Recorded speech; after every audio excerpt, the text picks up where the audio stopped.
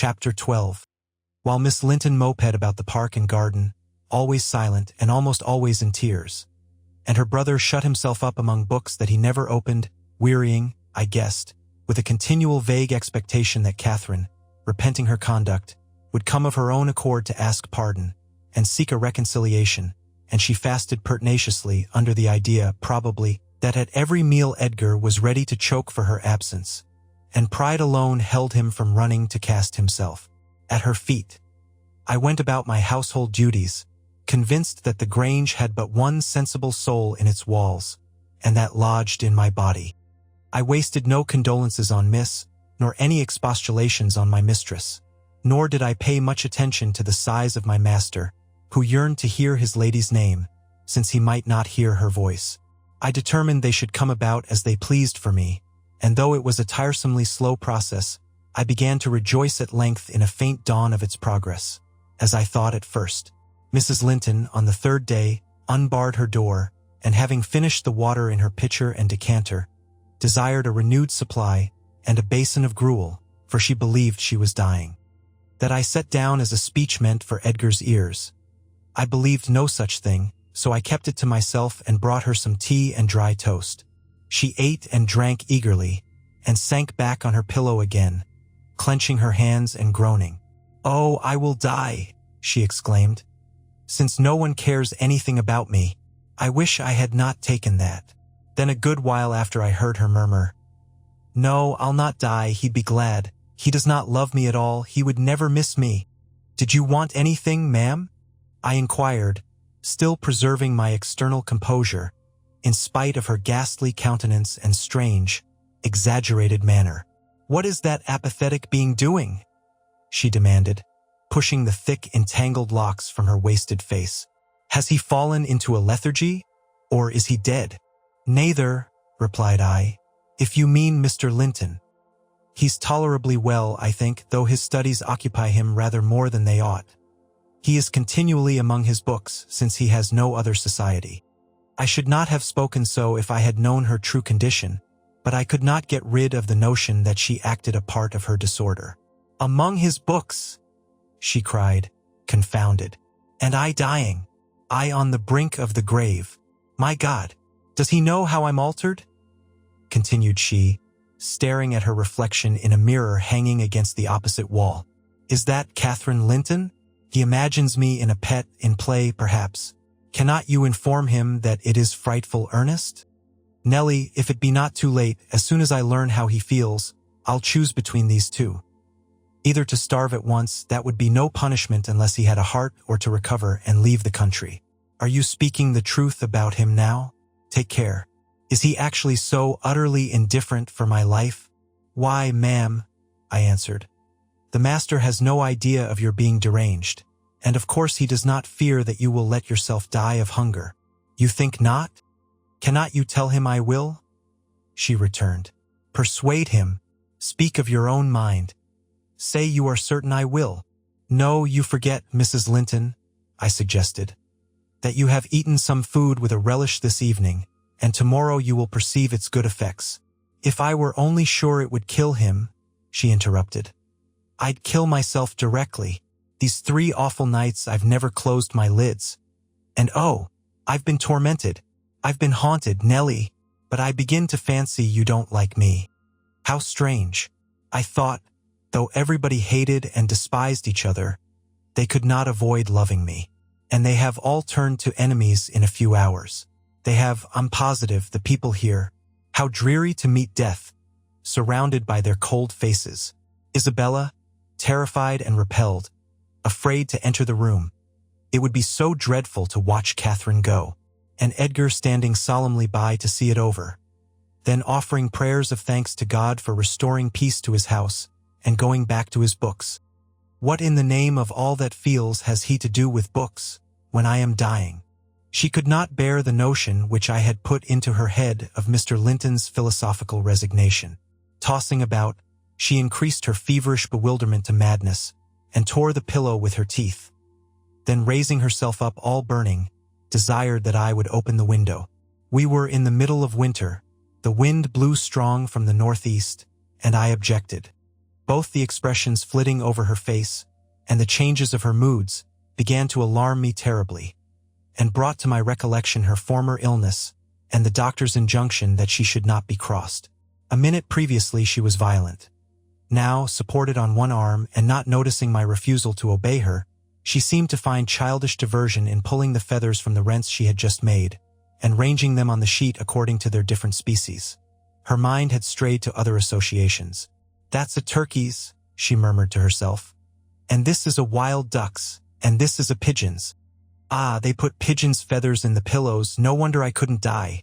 Let me take care to throw it on the floor when I lie down. And here is a moorcock's. And this, I should know it among 1,000, it's a lapwing's. Bonny bird, wheeling over our heads in the middle of the moor. It wanted to get to its nest, for the clouds had touched the swells, and it felt rain coming. This feather was picked up from the heath, the bird was not shot. We saw its nest in the winter, full of little skeletons. Heathcliff set a trap over it, and the old ones dared not come. I made him promise he'd never shoot a lapwing after that, and he didn't. Yes, here are more. Did he shoot my lapwings, Nellie? Are they red, any of them? Let me look. Give over with that baby work. I interrupted, dragging the pillow away and turning the holes towards the mattress, for she was removing its contents by handfuls. Lie down and shut your eyes. You're wandering. There's a mess. The down is flying about like snow. I went here and there collecting it. I see in you, Nellie, she continued dreamily, an aged woman. You have gray hair and bent shoulders. This bed is the fairy cave under Penistone Crags, and you are gathering elf bolts to hurt our heifers, pretending, while I am near, that they are only locks of wool. That's what you'll come to 50 years hence. I know you are not so now. I'm not wandering, you're mistaken, or else I should believe you really were that withered hag, and I should think I was under Penistone Crags, and I'm conscious it's night, and there are 2 candles on the table making the black press shine like jet. The black press? Where is that? I asked. You are talking in your sleep. It's against the wall as it always is, she replied. It does appear odd. I see a face in it. There's no press in the room and never was, said I, resuming my seat and looping up the curtain that I might watch her. Don't you see that face? She inquired, gazing earnestly at the mirror. And say what I could, I was incapable of making her comprehend it to be her own. So I rose and covered it with a shawl. It's behind there still, she pursued anxiously. And it stirred. Who is it? I hope it will not come out when you are gone. Oh, Nellie, the room is haunted. I'm afraid of being alone. I took her hand in mine and bid her be composed, for a succession of shudders convulsed her frame, and she would keep straining her gaze towards the glass. There's nobody here, I insisted. It was yourself, Mrs. Linton. You knew it a while since. Myself, she gasped. And the clock is striking 12. It's true, then. That's dreadful. Her fingers clutched the clothes and gathered them over her eyes. I attempted to steal to the door with an intention of calling her husband, but I was summoned back by a piercing shriek. The shawl had dropped from the frame. Why, what is the matter? Cried I. Who is coward now? Wake up. That is the glass, the mirror, Mrs. Linton. And you see yourself in it, and there am I too by your side. Trembling and bewildered, she held me fast, but the horror gradually passed from her countenance. Its paleness gave place to a glow of shame. Oh dear, I thought I was at home, she sighed. I thought I was lying in my chamber at Wuthering Heights. Because I'm weak, my brain got confused, and I screamed unconsciously. Don't say anything, but stay with me. I dread sleeping. My dreams appall me. A sound sleep would do you good, ma'am, I answered. And I hope this suffering will prevent your trying starving again. Oh, if I were but in my own bed in the old house, she went on bitterly, wringing her hands. And that wind sounding in the firs by the lattice. Do let me feel it. It comes straight down the moor. Do let me have one breath. To pacify her, I held the casement ajar a few seconds. A cold blast rushed through. I closed it and returned to my post. She lay still now, her face bathed in tears. Exhaustion of body had entirely subdued her spirit. Our fiery Catherine was no better than a wailing child. "How long is it since I shut myself in here?" she asked, suddenly reviving.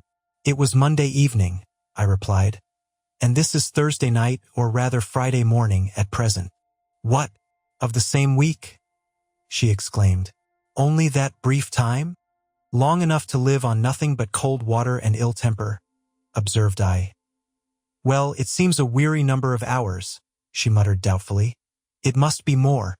I remember being in the parlor after they had quarreled, and Edgar being cruelly provoking, and me running into this room desperate. As soon as ever I had barred the door, utter blackness overwhelmed me, and I fell on the floor.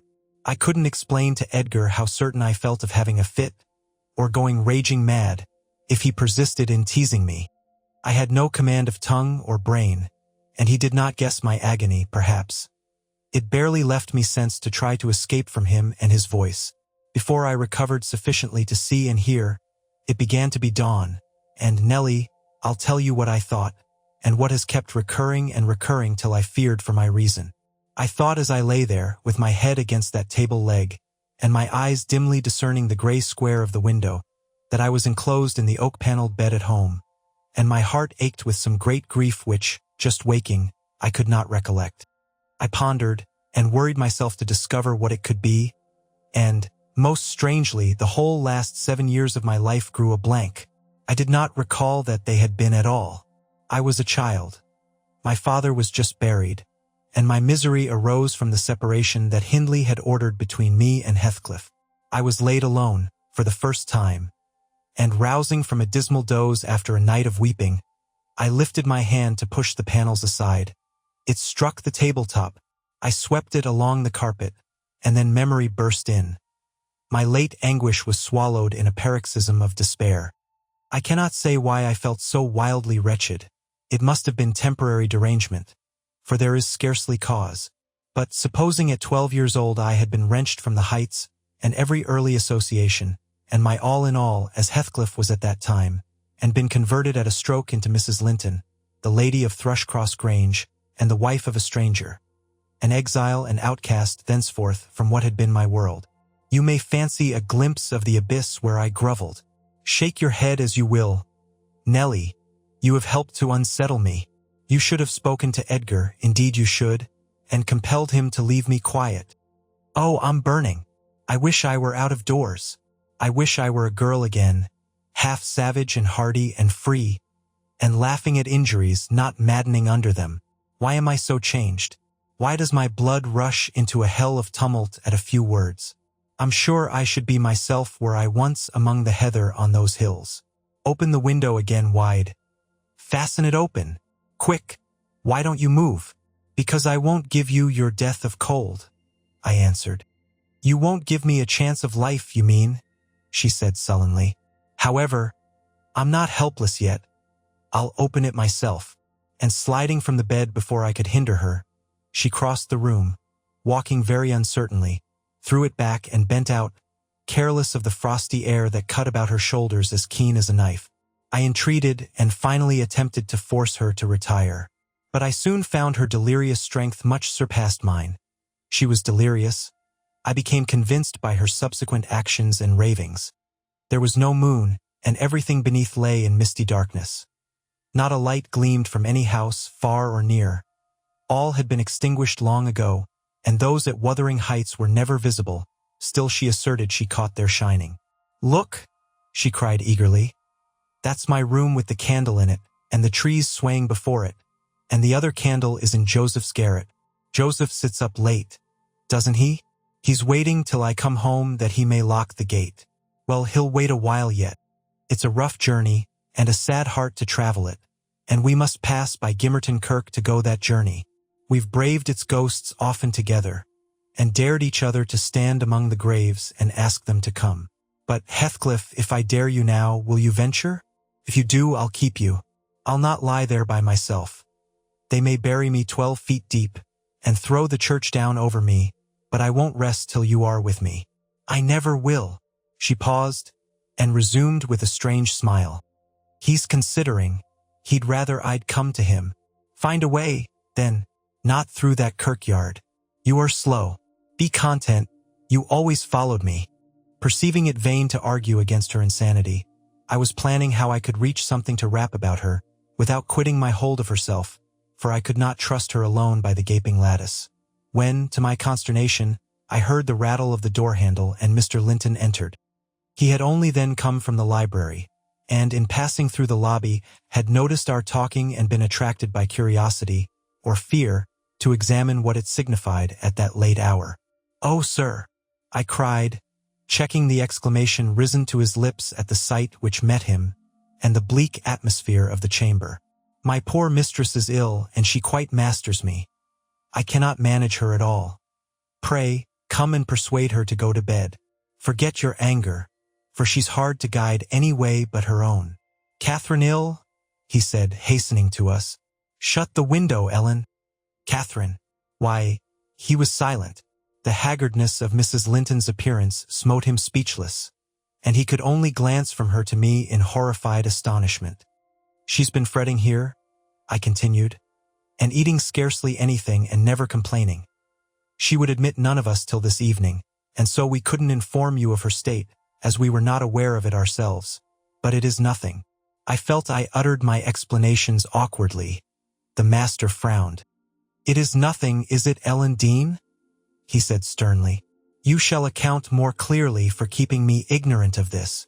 And he took his wife in his arms, and looked at her with anguish. At first she gave him no glance of recognition. He was invisible to her abstracted gaze. The delirium was not fixed, however.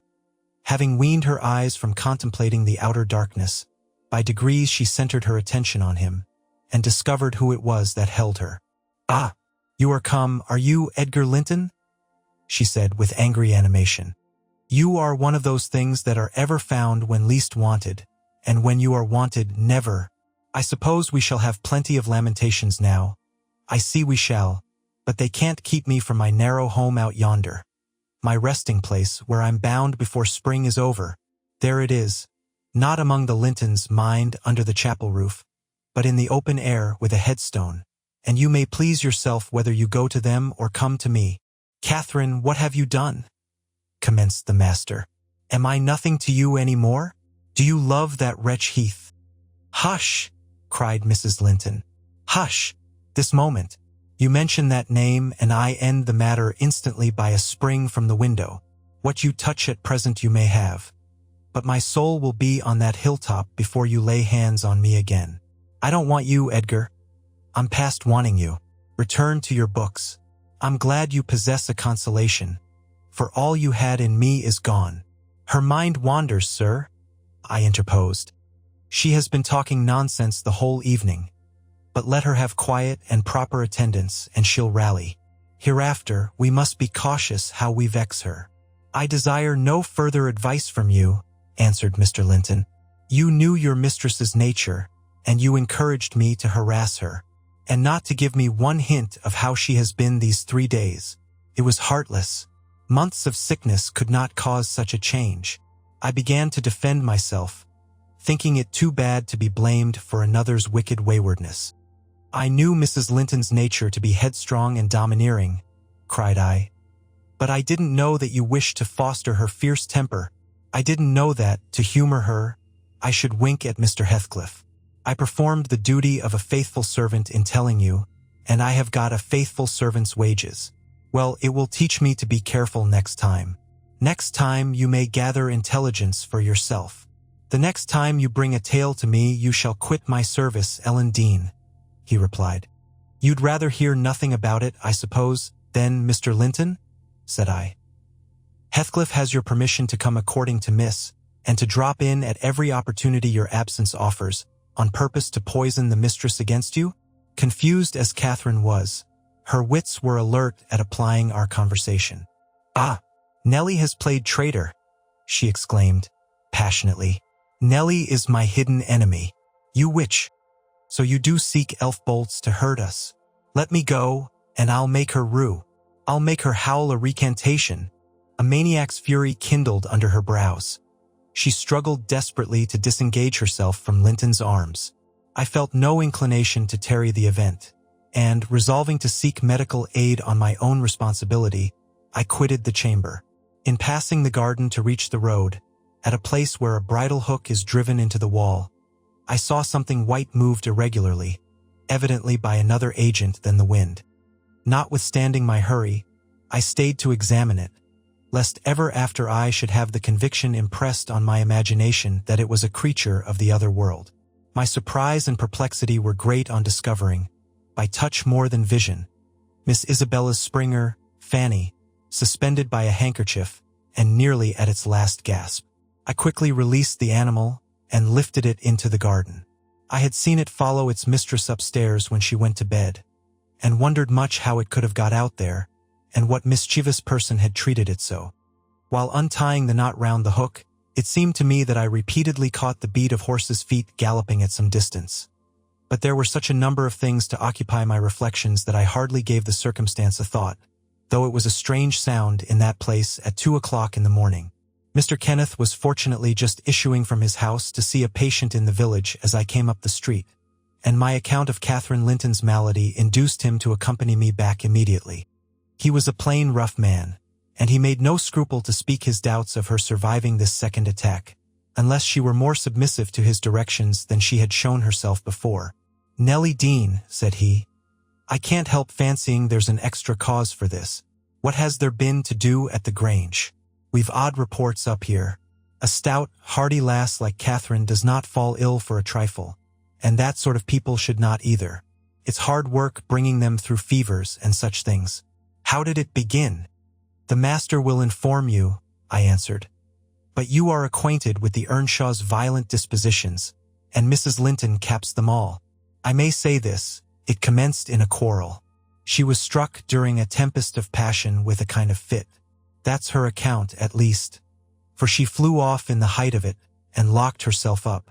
Afterwards she refused to eat, and now she alternately raves and remains in a half-dream, knowing those about her, but having her mind filled with all sorts of strange ideas and illusions." "Mr. Linton will be sorry?" observed Kenneth interrogatively. "Sorry? He'll break his heart should anything happen," I replied. "Don't alarm him more than necessary." "Well, I told him to beware," said my companion, "and he must bide the consequences of neglecting my warning. Hasn't he been intimate with Mr. Heathcliff lately?" "Heathcliff frequently visits at the Grange," answered I, "though more on the strength of the mistress having known him when a boy than because the master likes his company. At present he's discharged from the trouble of calling, owing to some presumptuous aspirations after Miss Linton which he manifested. I hardly think he'll be taken in again." "And does Miss Linton turn a cold shoulder on him?" was the doctor's next question. "I'm not in her confidence," returned I, reluctant to continue the subject. "No, she's a sly one," he remarked, shaking his head. "She keeps her own counsel, but she's a real little fool. I have it from good authority that last night, and a pretty night it was, she and Heathcliff were walking in the plantation at the back of your house above 2 hours, and he pressed her not to go in again, but just mount his horse and away with him. My informant said she could only put him off by pledging her word of honor to be prepared on their first meeting after that. When it was to be he didn't hear, but you urged Mr. Linton to look sharp." This news filled me with fresh fears. I outstripped Kenneth and ran most of the way back. The little dog was yelping in the garden yet. I spared a minute to open the gate for it, but instead of going to the house door, it coursed up and down snuffing the grass, and would have escaped to the road, had I not seized it and conveyed it in with me. On ascending to Isabella's room, my suspicions were confirmed. It was empty. Had I been a few hours sooner, Mrs. Linton's illness might have arrested her rash step. But what could be done now? There was a bare possibility of overtaking them if pursued instantly. I could not pursue them, however, and I dared not rouse the family and fill the place with confusion. Still less unfold the business to my master, absorbed as he was in his present calamity, and having no heart to spare for a second grief. I saw nothing for it but to hold my tongue, and suffer matters to take their course, and Kenneth being arrived, I went with a badly composed countenance to announce him. Catherine lay in a troubled sleep. Her husband had succeeded in soothing the excess of frenzy. He now hung over her pillow, watching every shade and every change of her painfully expressive features. The doctor, on examining the case for himself, spoke hopefully to him of its having a favorable termination, if we could only preserve around her perfect and constant tranquility. To me, he signified the threatening danger was not so much death, as permanent alienation of intellect. I did not close my eyes that night, nor did Mr. Linton. Indeed, we never went to bed, and the servants were all up long before the usual hour, moving through the house with stealthy tread, and exchanging whispers as they encountered each other in their vocations. Everyone was active but Miss Isabella, and they began to remark how sound she slept.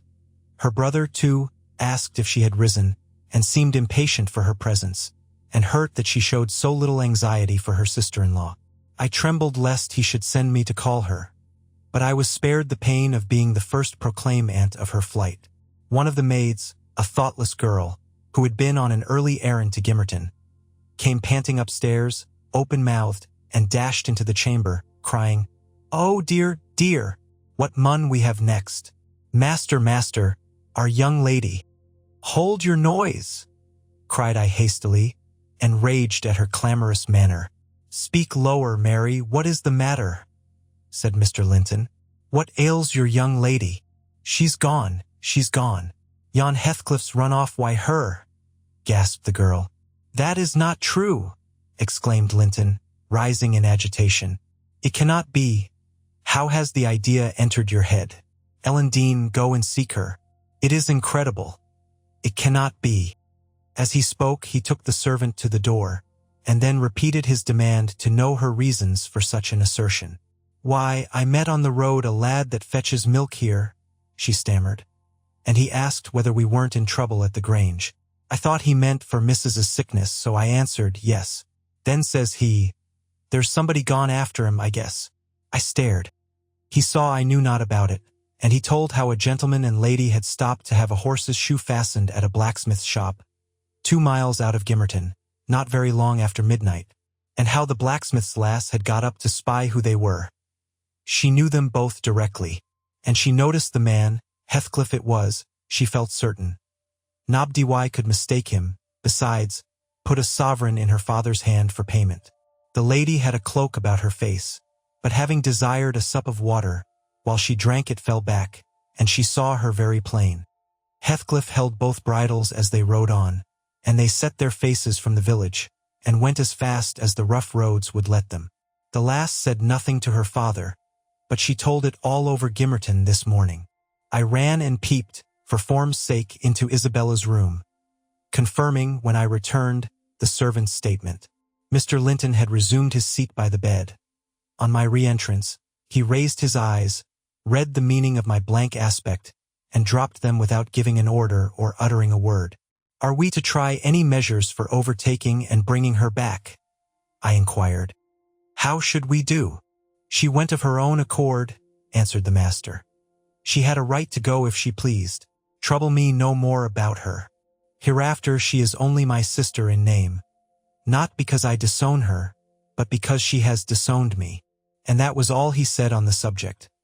He did not make a single inquiry further, or mention her in any way, except directing me to send what property she had in the house to her fresh home, wherever it was, when I knew it. Chapter 13. For 2 months the fugitives remained absent. In those 2 months, Mrs. Linton encountered and conquered the worst shock of what was denominated a brain fever. No mother could have nursed an only child more devotedly than Edgar tended her. Day and night he was watching, and patiently enduring all the annoyances that irritable nerves and a shaken reason could inflict. And, though Kenneth remarked that what he saved from the grave would only recompense his care by forming the source of constant future anxiety, in fact, that his health and strength were being sacrificed to preserve a mere ruin of humanity, he knew no limits in gratitude and joy when Catherine's life was declared out of danger, and hour after hour he would sit beside her, tracing the gradual return to bodily health, and flattering his too sanguine hopes with the illusion that her mind would settle back to its right balance also, and she would soon be entirely her former self. The first time she left her chamber was at the commencement of the following March. Mr. Linton had put on her pillow, in the morning, a handful of golden crocuses. Her eye, long stranger to any gleam of pleasure, caught them in waking, and shone delighted as she gathered them eagerly together. "These are the earliest flowers at the heights," she exclaimed. "They remind me of soft thaw winds, and warm sunshine, and nearly melted snow. Edgar, is there not a south wind? And is not the snow almost gone?" "The snow is quite gone down here, darling," replied her husband. "And I only see 2 white spots on the whole range of moors. The sky is blue, and the larks are singing, and the becks and brooks are all brim full. Catherine, last spring at this time, I was longing to have you under this roof. Now, I wish you were a mile or 2 up those hills. The air blows so sweetly, I feel that it would cure you." "I shall never be there but once more," said the invalid. "And then you'll leave me, and I shall remain forever. Next spring you'll long again to have me under this roof, and you'll look back and think you were happy today." Linton lavished on her the kindest caresses and tried to cheer her by the fondest words. But vaguely regarding the flowers, she let the tears collect on her lashes and stream down her cheeks unheeding. We knew she was really better and, therefore, decided that long confinement to a single place produced much of this despondency, and it might be partially removed by a change of scene.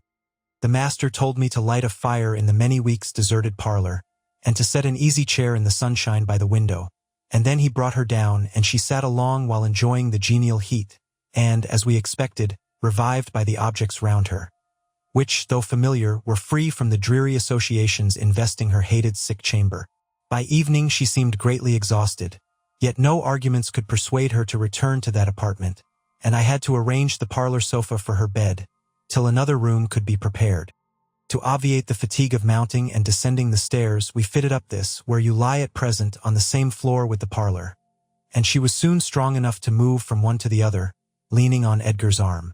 I thought myself she might recover, so waited on as she was, and there was double cause to desire it, for on her existence depended that of another.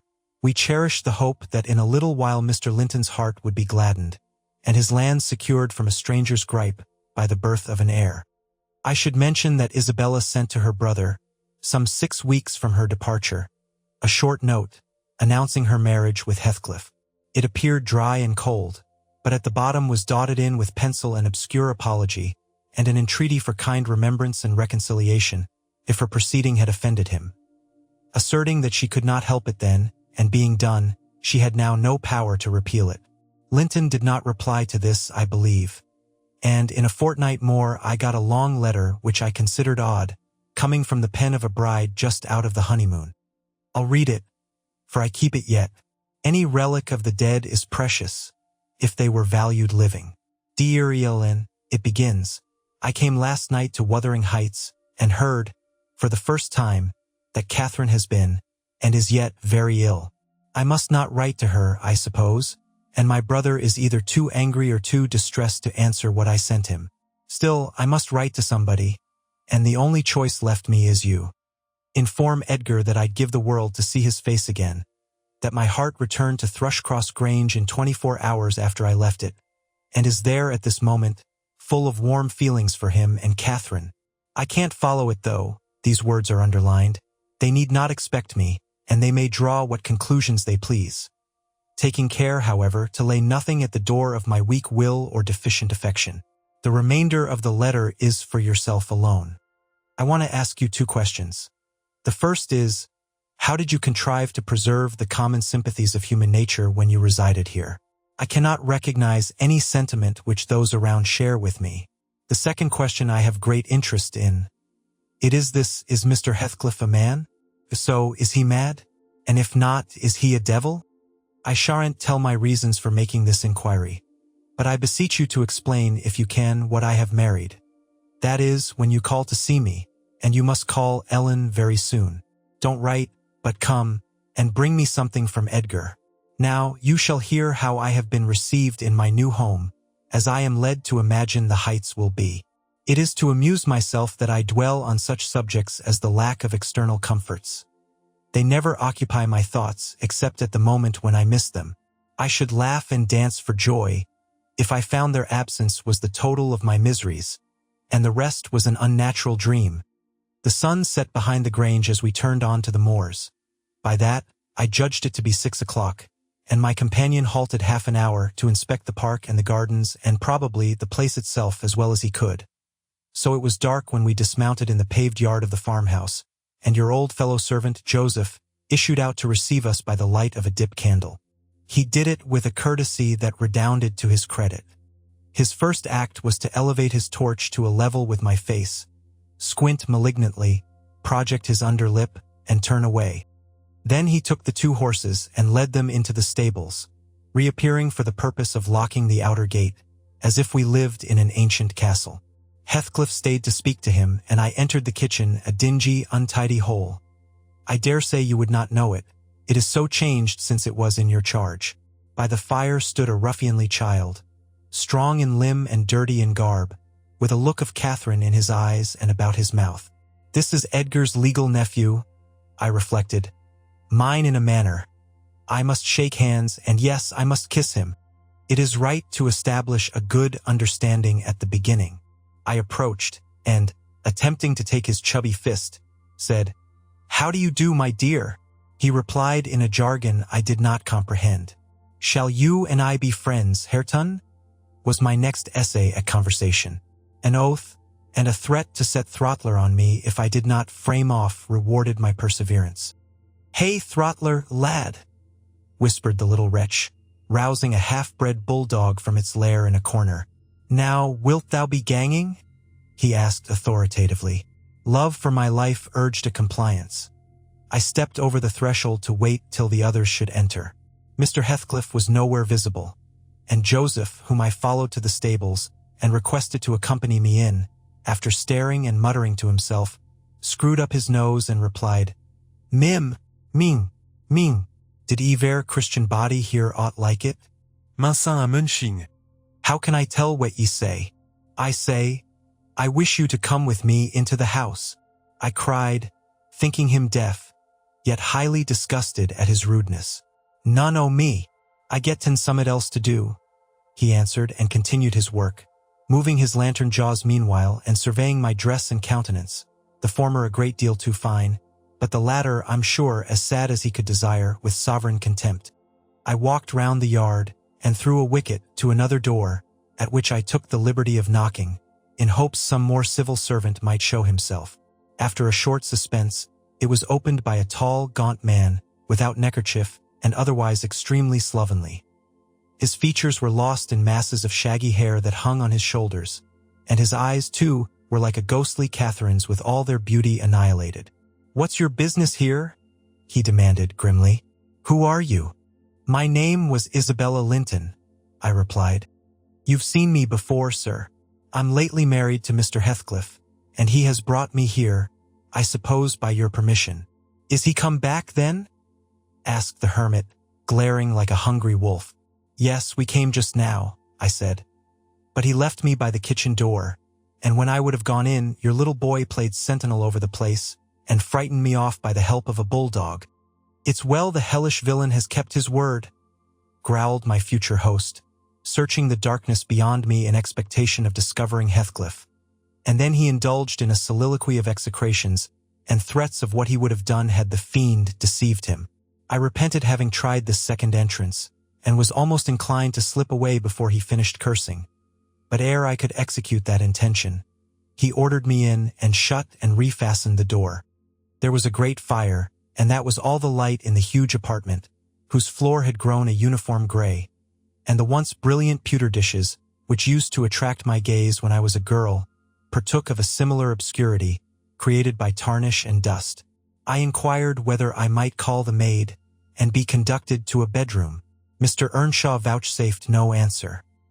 He walked up and down, with his hands in his pockets, apparently quite forgetting my presence, and his abstraction was evidently so deep, and his whole aspect so misanthropical, that I shrank from disturbing him again.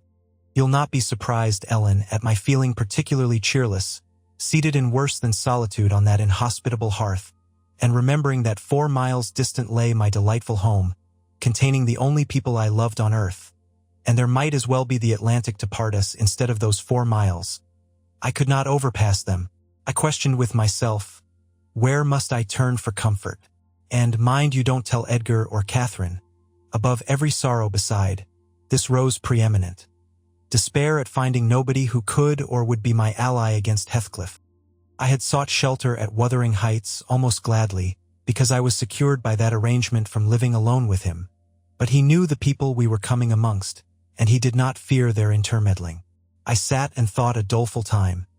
The clock struck 8 and 9, and still my companion paced to and fro, his head bent on his breast, and perfectly silent, unless a groan or a bitter ejaculation forced itself out at intervals.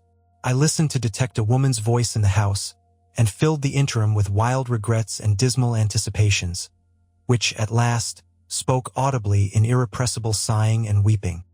I was not aware how openly I grieved, till Earnshaw halted opposite, in his measured walk, and gave me a stare of newly awakened surprise. Taking advantage of his recovered attention, I exclaimed, "I'm tired with my journey, and I want to go to bed. Where is the maidservant? Direct me to her, as she won't come to me." "We have none," he answered. "You must wait on yourself." "Where must I sleep then?" I sobbed. I was beyond regarding self-respect, weighed down by fatigue and wretchedness. "Joseph will show you Heathcliff's chamber," said he. "Open that door, he's in there." I was going to obey, but he suddenly arrested me and added in the strangest tone, "Be so good as to turn your lock and draw your bolt. Don't omit it." "Well," I said, "but why, Mr. Earnshaw?" I did not relish the notion of deliberately fastening myself in with Heathcliff. "Look here," he replied, pulling from his waistcoat a curiously constructed pistol, having a double-edged spring knife attached to the barrel. "That's a great tempter to a desperate man, is it not? I cannot resist going up with this every night and trying his door. If once I find it open, he's done for. I do it invariably, even though the minute before I have been recalling 100 reasons that should make me refrain. It is some devil that urges me to thwart my own schemes by killing him. You fight against that devil for love as long as you may. When the time comes, not all the angels in heaven shall save him." I surveyed the weapon inquisitively. A hideous notion struck me. How powerful I should be possessing such an instrument. I took it from his hand and touched the blade. He looked astonished at the expression my face assumed during a brief second. It was not horror, it was covetousness. He snatched the pistol back, jealously, shut the knife, and returned it to its concealment. "I don't care if you tell him," said he. "Put him on his guard, and watch for him. You know the terms we are on, I see. His danger does not shock you." "What has Heathcliff done to you?" I asked. "In what has he wronged you to warrant this appalling hatred? Wouldn't it be wiser to bid him quit the house?" "No," thundered Earnshaw. "Should he offer to leave me, he's a dead man. Persuade him to attempt it, and you are a murderess. Am I to lose all without a chance of retrieval? Is Hareton to be a beggar? Oh, damnation! I will have it back, and I'll have his gold too, and then his blood, and hell shall have his soul. It will be 10 times blacker with that guest than ever it was before. You've acquainted me, Ellen, with your old master's habits. He is clearly on the verge of madness. He was so last night at least. I shuddered to be near him, and thought on the servant's ill-bred moroseness as comparatively agreeable. He now recommenced his moody walk, and I raised the latch and escaped into the kitchen. Joseph was bending over the fire, peering into a large pan that swung above it, and a wooden bowl of oatmeal stood on the settle close by. The contents of the pan began to boil, and he turned to plunge his hand into the bowl. I conjectured that this preparation was probably for our supper, and, being hungry, I resolved it should be eatable. So, crying out sharply, "I'll make the porridge," I removed the vessel out of his reach, and proceeded to take off my hat and riding habit. "Mr. Earnshaw," I continued, "directs me to wait on myself. I will. I'm not going to act the lady among you, for fear I should starve." "Good Lord," he muttered, sitting down, and stroking his ribbed stockings from the knee to the ankle. "If there's to be fresh ortherings, just when I gettin' used to 2 maisters, if I mun hev a mistress set o'er my head, it's like time to be flitting. I niver did think to see today that I mud lave to Ould Place, but I doubt it's nigh at hand." This lamentation drew no notice from me. I went briskly to work, sighing to remember a period when it would have been all merry fun, but compelled speedily to drive off the remembrance. It racked me to recall past happiness and the greater peril there was of conjuring up its apparition. The quicker the vehicle ran round, and the faster the handfuls of meal fell into the water. Joseph beheld my style of cookery with growing indignation. "Fear!" he ejaculated. "Hareton, thou wilt sup thy porridge to neat. There'll be naught but lumps as big as my kneve. Fear! Jean, I'd fling in bowl on all if I were ye. There, pale tea gilp off, on then you'll hae done white. Bang, bang. It's a mercy tea bottom isn't deeved out." It was rather a rough mess, I own, when poured into the basins, for had been provided, and a gallon pitcher of new milk was brought from the dairy, which Hareton seized and commenced drinking and spilling from the expansive lip.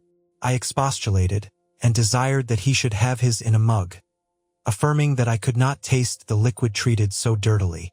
The old cynic chose to be vastly offended at this nicety, assuring me repeatedly that the barn was every bit as good as I, and every bit as walsome, and wondering how I could fashion to be so conceited. Meanwhile, the infant ruffian continued sucking, and glowered up at me defyingly as he slavered into the jug. "I shall have my supper in another room," I said. "Have you no place you call a parlor?" "Parlor," he echoed, sneeringly. "Parlor? Nay, we've no a parlors. If ya done not loik wr company, there's maesters. If ya done not loik maester, there's us." "Then I shall go upstairs," I answered. "Show me a chamber." I put my basin on a tray, and went myself to fetch some more milk. With great grumblings, the fellow rose and preceded me in my ascent. We mounted to the garrets. He opened a door now and then to look into the apartments we passed. "Here's a rom," he said at last, flinging back a cranky board on hinges. "It's will enough to aid a few porridge in. There's a pack o' corn at a corner, theer meterly clane. If ye're feared o' muckying your grand silk clothes, spread your handkercher atop on't." The rom was a kind of lumber-hole smelling strong of malt and grain, various sacks of which articles were piled around, leaving a wide, bare space in the middle. "Why, man," I exclaimed, facing him angrily, "this is not a place to sleep in. I wish to see my bedroom." "Bedroom," he repeated, in a tone of mockery. "Yas see all te bedrooms there is, yon's mine." He pointed into the second garret, only differing from the first in being more naked about the walls, and having a large, low, curtainless bed, with an indigo-colored quilt at one end. "What do I want with yours?" I retorted.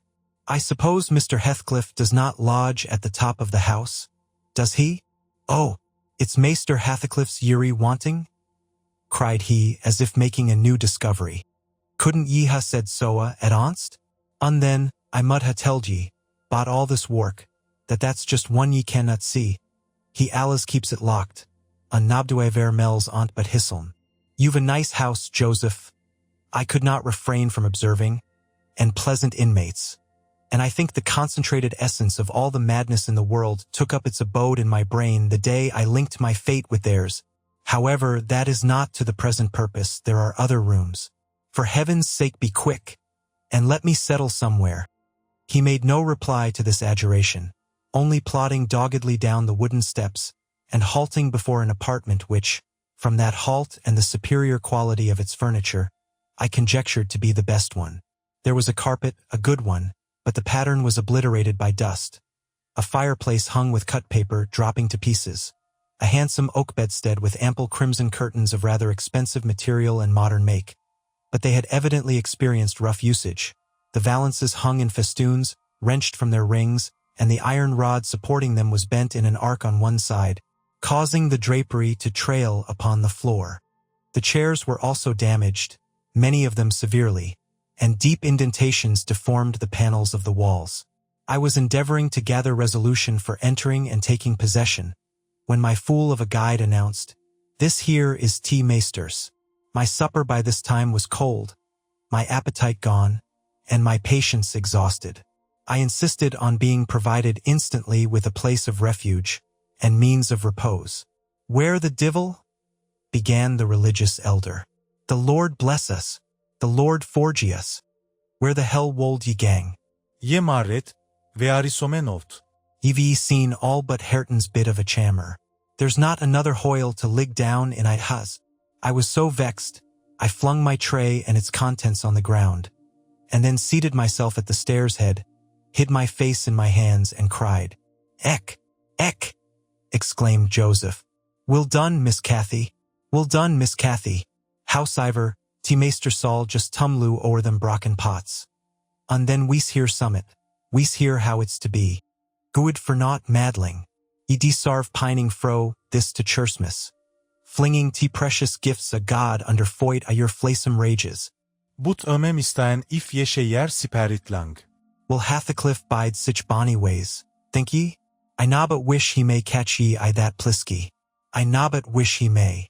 And so he went on scolding to his den beneath, taking the candle with him, and I remained in the dark.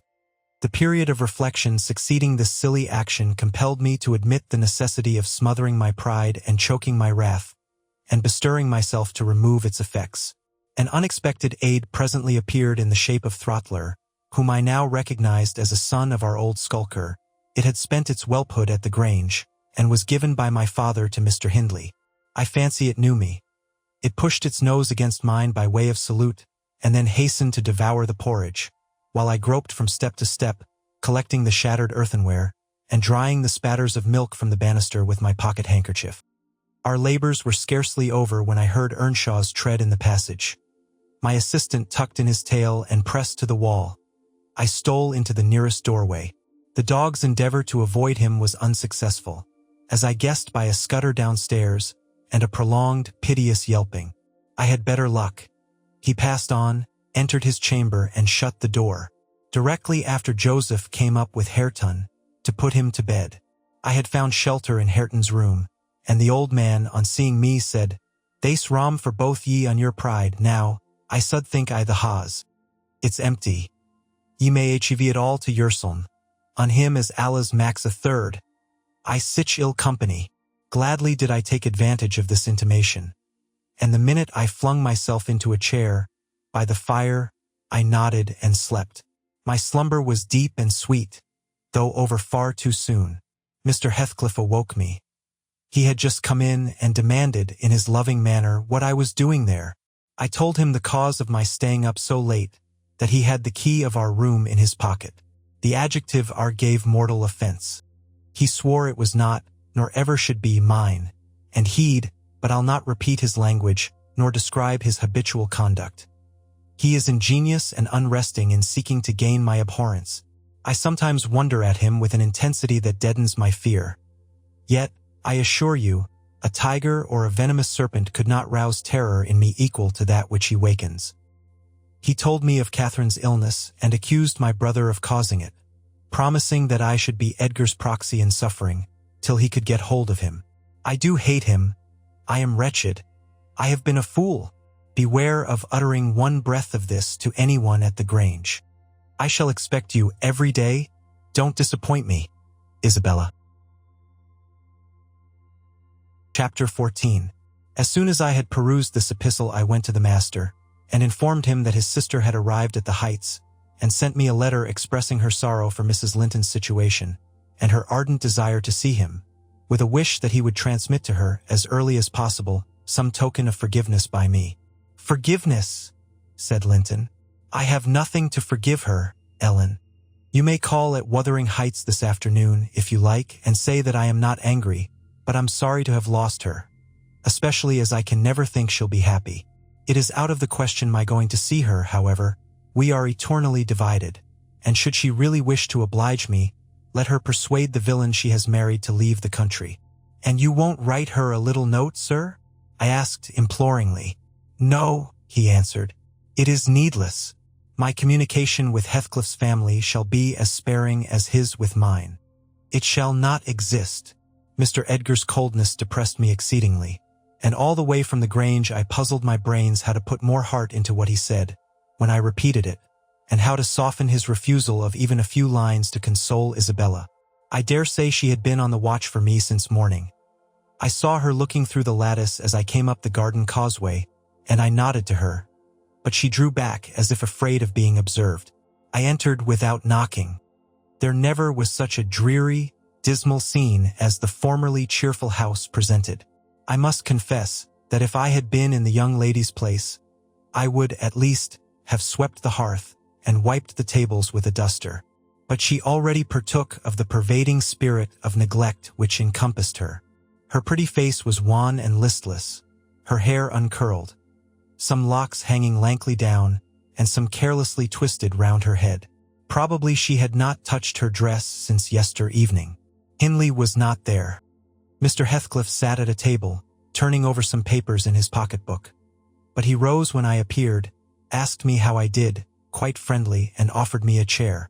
He was the only thing there that seemed decent, and I thought he never looked better. So much had circumstances altered their positions, that he would certainly have struck a stranger as a born and bred gentleman, and his wife as a thorough little slattern. She came forward eagerly to greet me, and held out one hand to take the expected letter. I shook my head. She wouldn't understand the hint, but followed me to a sideboard, where I went to lay my bonnet, and importuned me in a whisper to give her directly what I had brought. Heathcliff guessed the meaning of her maneuvers and said, "If you have got anything for Isabella, as no doubt you have, Nelly, give it to her. You needn't make a secret of it. We have no secrets between us." "Oh, I have nothing," I replied, thinking it best to speak the truth at once. "My master bid me tell his sister that she must not expect either a letter or a visit from him at present. He sends his love, ma'am, and his wishes for your happiness, and his pardon for the grief you have occasioned. But he thinks that after this time his household and the household here should drop intercommunication, as nothing could come of keeping it up." Mrs. Heathcliff's lip quivered slightly, and she returned to her seat in the window. Her husband took his stand on the hearthstone, near me, and began to put questions concerning Catherine. I told him as much as I thought proper of her illness, and he extorted from me, by cross-examination, most of the facts connected with its origin. I blamed her, as she deserved, for bringing it all on herself, and ended by hoping that he would follow Mr. Linton's example and avoid future interference with his family, for good or evil. "Mrs. Linton is now just recovering," I said. "She'll never be like she was, but her life is spared, and if you really have a regard for her, you'll shun crossing her way again. Nay, you'll move out of this country entirely, and that you may not regret it, I'll inform you Catherine Linton is as different now from your old friend Catherine Earnshaw as that young lady is different from me. Her appearance is changed greatly, her character much more so, and the person who is compelled, of necessity, to be her companion, will only sustain his affection hereafter by the remembrance of what she once was, by common humanity and a sense of duty." "That is quite possible," remarked Heathcliff, forcing himself to seem calm. "Quite possible that your master should have nothing but common humanity and a sense of duty to fall back upon. But do you imagine that I shall leave Catherine to his duty and humanity? And can you compare my feelings respecting Catherine to his? Before you leave this house, I must exact a promise from you that you'll get me an interview with her. Consent or refuse, I will see her. What do you say?" "I say, Mr. Heathcliff," I replied, "you must not, you never shall, through my means. Another encounter between you and the master would kill her altogether. With your aid that may be avoided," he continued, "and should there be danger of such an event, should he be the cause of adding a single trouble more to her existence, why, I think I shall be justified in going to extremes. I wish you had sincerity enough to tell me whether Catherine would suffer greatly from his loss. The fear that she would restrains me, and there you see the distinction between our feelings. Had he been in my place, and I in his, though I hated him with a hatred that turned my life to gall, I never would have raised a hand against him. You may look incredulous, if you please. I never would have banished him from her society as long as she desired his. The moment her regard ceased, I would have torn his heart out and drunk his blood, but, till then, if you don't believe me, you don't know me. Till then, I would have died by inches before I touched a single hair of his head. And yet," I interrupted, "you have no scruples in completely ruining all hopes of her perfect restoration by thrusting yourself into her remembrance now, when she has nearly forgotten you, and involving her in a new tumult of discord and distress." "You suppose she has nearly forgotten me?" he said. "Oh, Nelly, You know she has not. You know as well as I do that for every thought she spends on Linton she spends 1,000 on me. At a most miserable period of my life, I had a notion of the kind. It haunted me on my return to the neighborhood last summer, but only her own assurance could make me admit the horrible idea again. And then, Linton would be nothing, nor Hindley, nor all the dreams that ever I dreamt. 2 words would comprehend my future: death and hell. Existence, after losing her, would be hell. Yet I was a fool to fancy for a moment that she valued Edgar Linton's attachment more than mine. If he loved with all the powers of his puny being, he couldn't love as much in 80 years as I could in a day. And Catherine has a heart as deep as I have. The sea could be as readily contained in that horse trough as her whole affection be monopolized by him. Tush! He is scarcely a degree dearer to her than her dog, or her horse. It is not in him to be loved like me. How can she love in him what he has not? Catherine and Edgar are as fond of each other as any 2 people can be, cried Isabella with sudden vivacity. No one has a right to talk in that manner, and I won't hear my brother depreciated in silence. Your brother is wondrous fond of you too, isn't he? Observed Heathcliff scornfully. He turns you adrift on the world with surprising alacrity. He is not aware of what I suffer, she replied. I didn't tell him that. You have been telling him something. Then, you have written, have you? To say that I was married, I did write, you saw the note. And nothing since? No. My young lady is looking sadly the worse for her change of condition, I remarked. Somebody's love comes short in her case, obviously. Whose, I may guess. But perhaps I shouldn't say. I should guess it was her own, said Heathcliff. She degenerates into a mere slut. She is tired of trying to please me uncommonly early. You'd hardly credit it, but the very morrow of our wedding she was weeping to go home.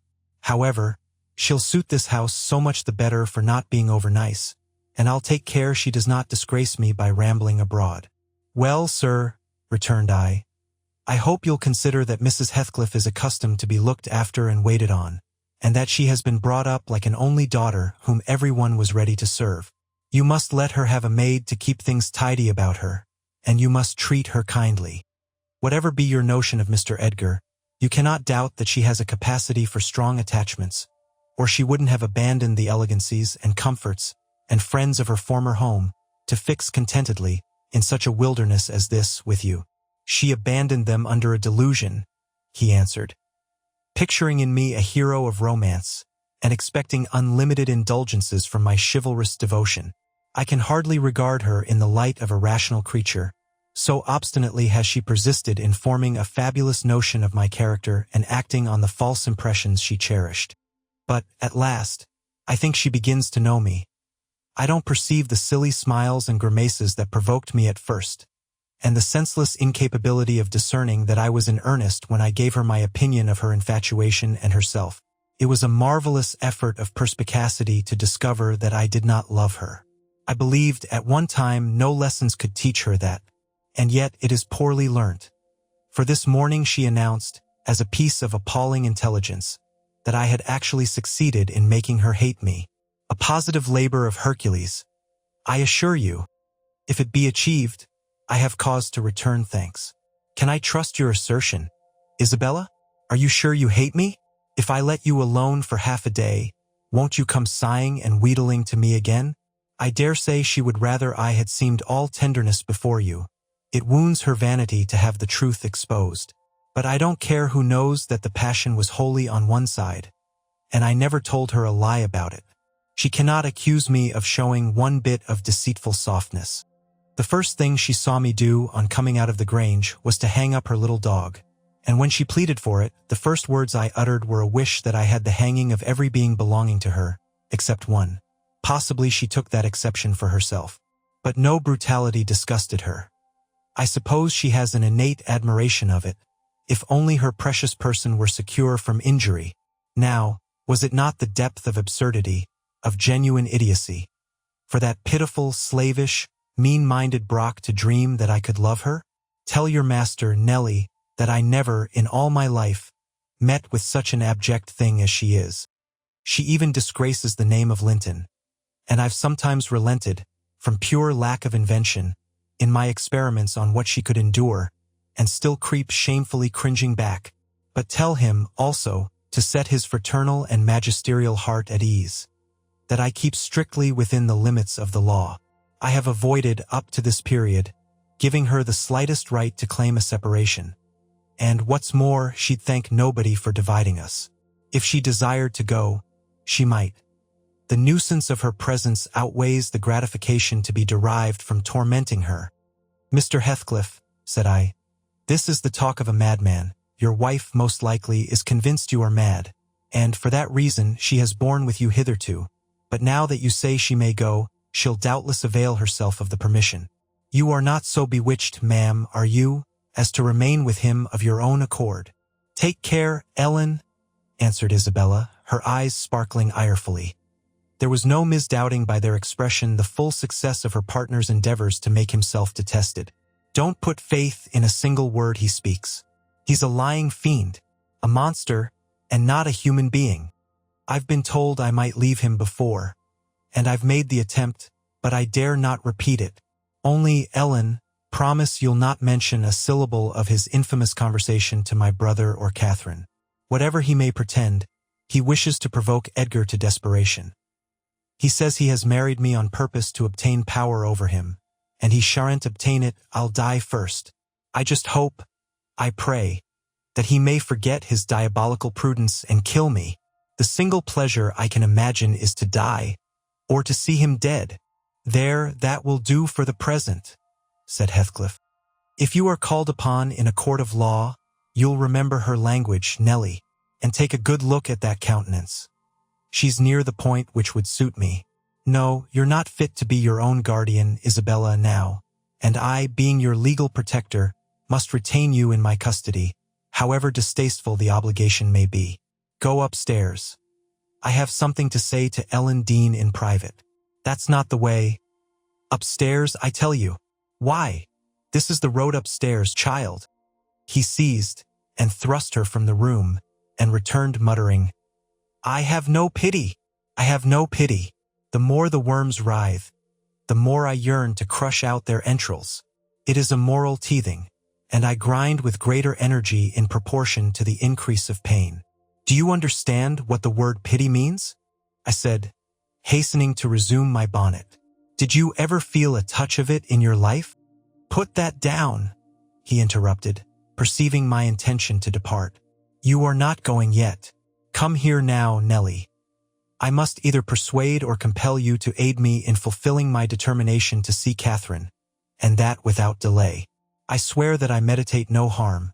I don't desire to cause any disturbance, or to exasperate or insult Mr. Linton. I only wish to hear from herself how she is, and why she has been ill, and to ask if anything that I could do would be of use to her.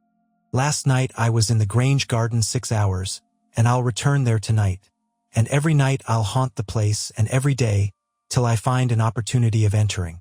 If Edgar Linton meets me, I shall not hesitate to knock him down, and give him enough to ensure his quiescence while I stay. If his servants oppose me, I shall threaten them off with these pistols. But wouldn't it be better to prevent my coming in contact with them, or their master? And you could do it so easily.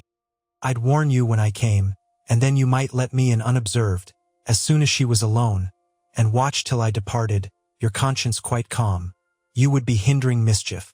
I protested against playing that treacherous part in my employer's house, and, besides, I urged the cruelty and selfishness of his destroying Mrs. Linton's tranquility for his satisfaction.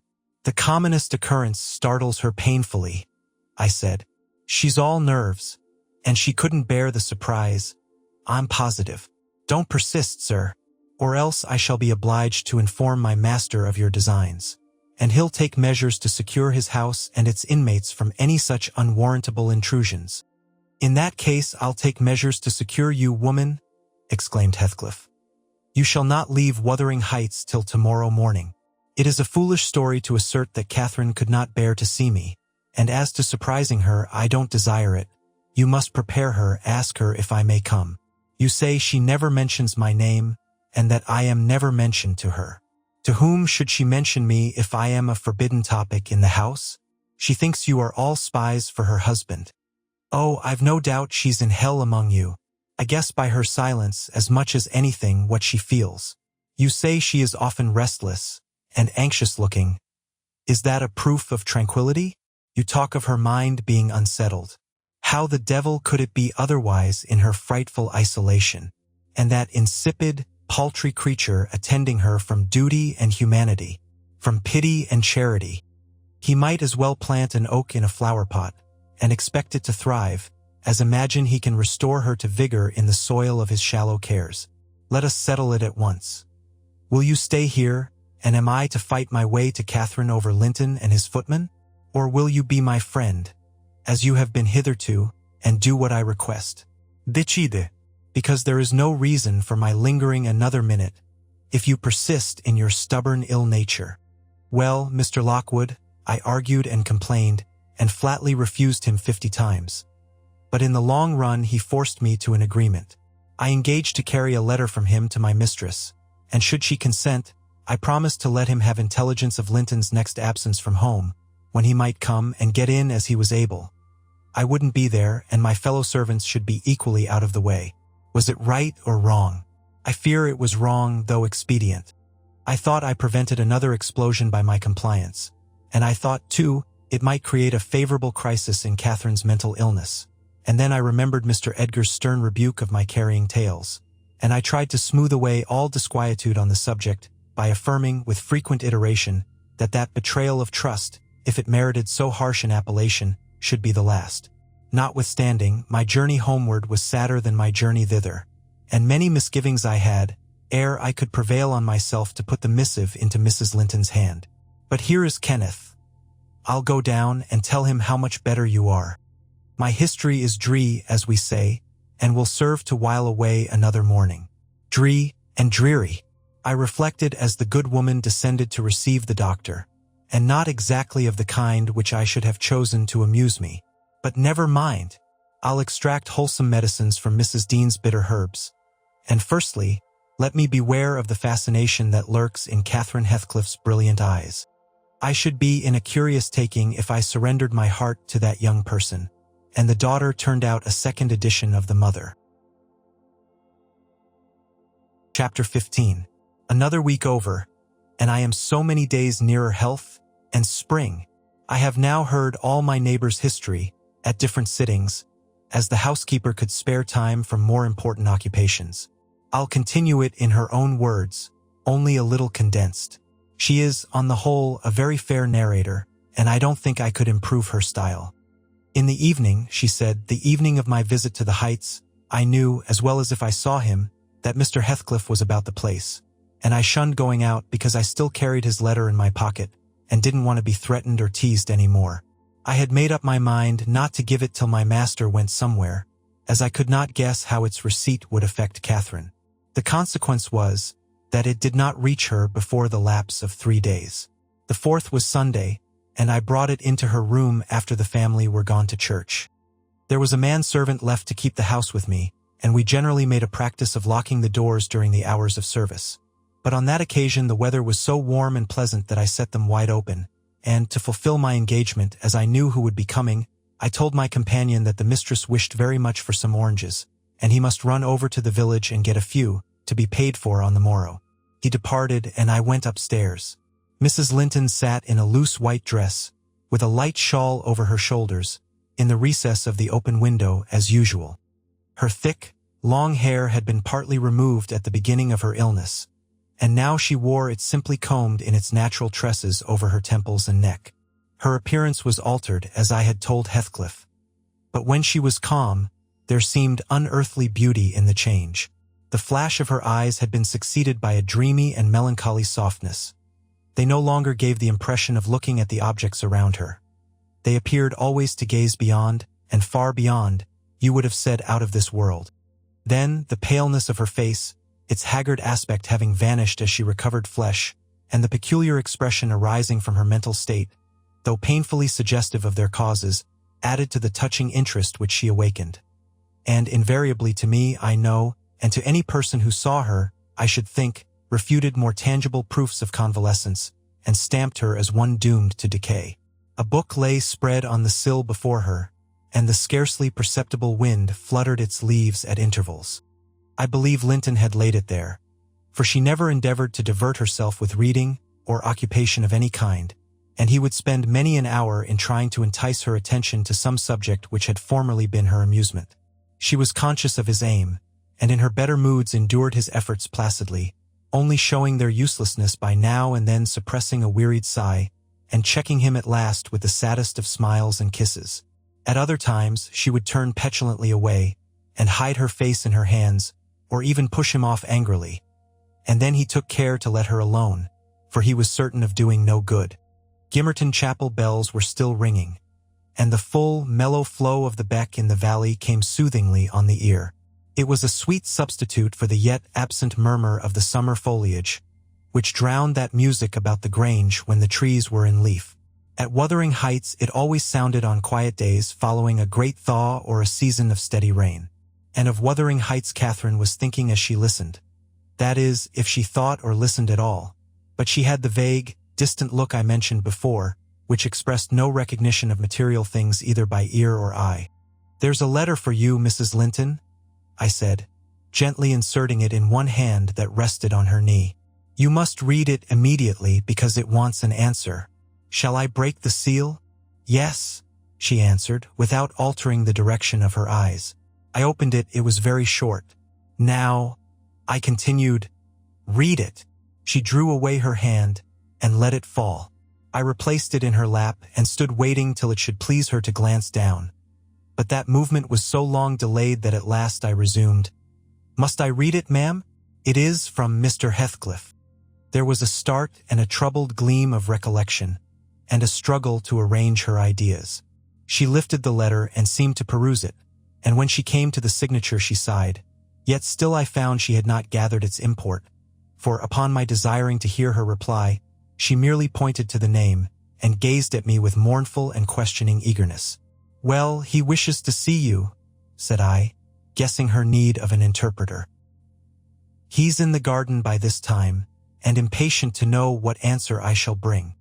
As I spoke, I observed a large dog lying on the sunny grass beneath raise its ears as if about to bark, and then smoothing them back, announce, by a wag of the tail, that someone approached whom it did not consider a stranger.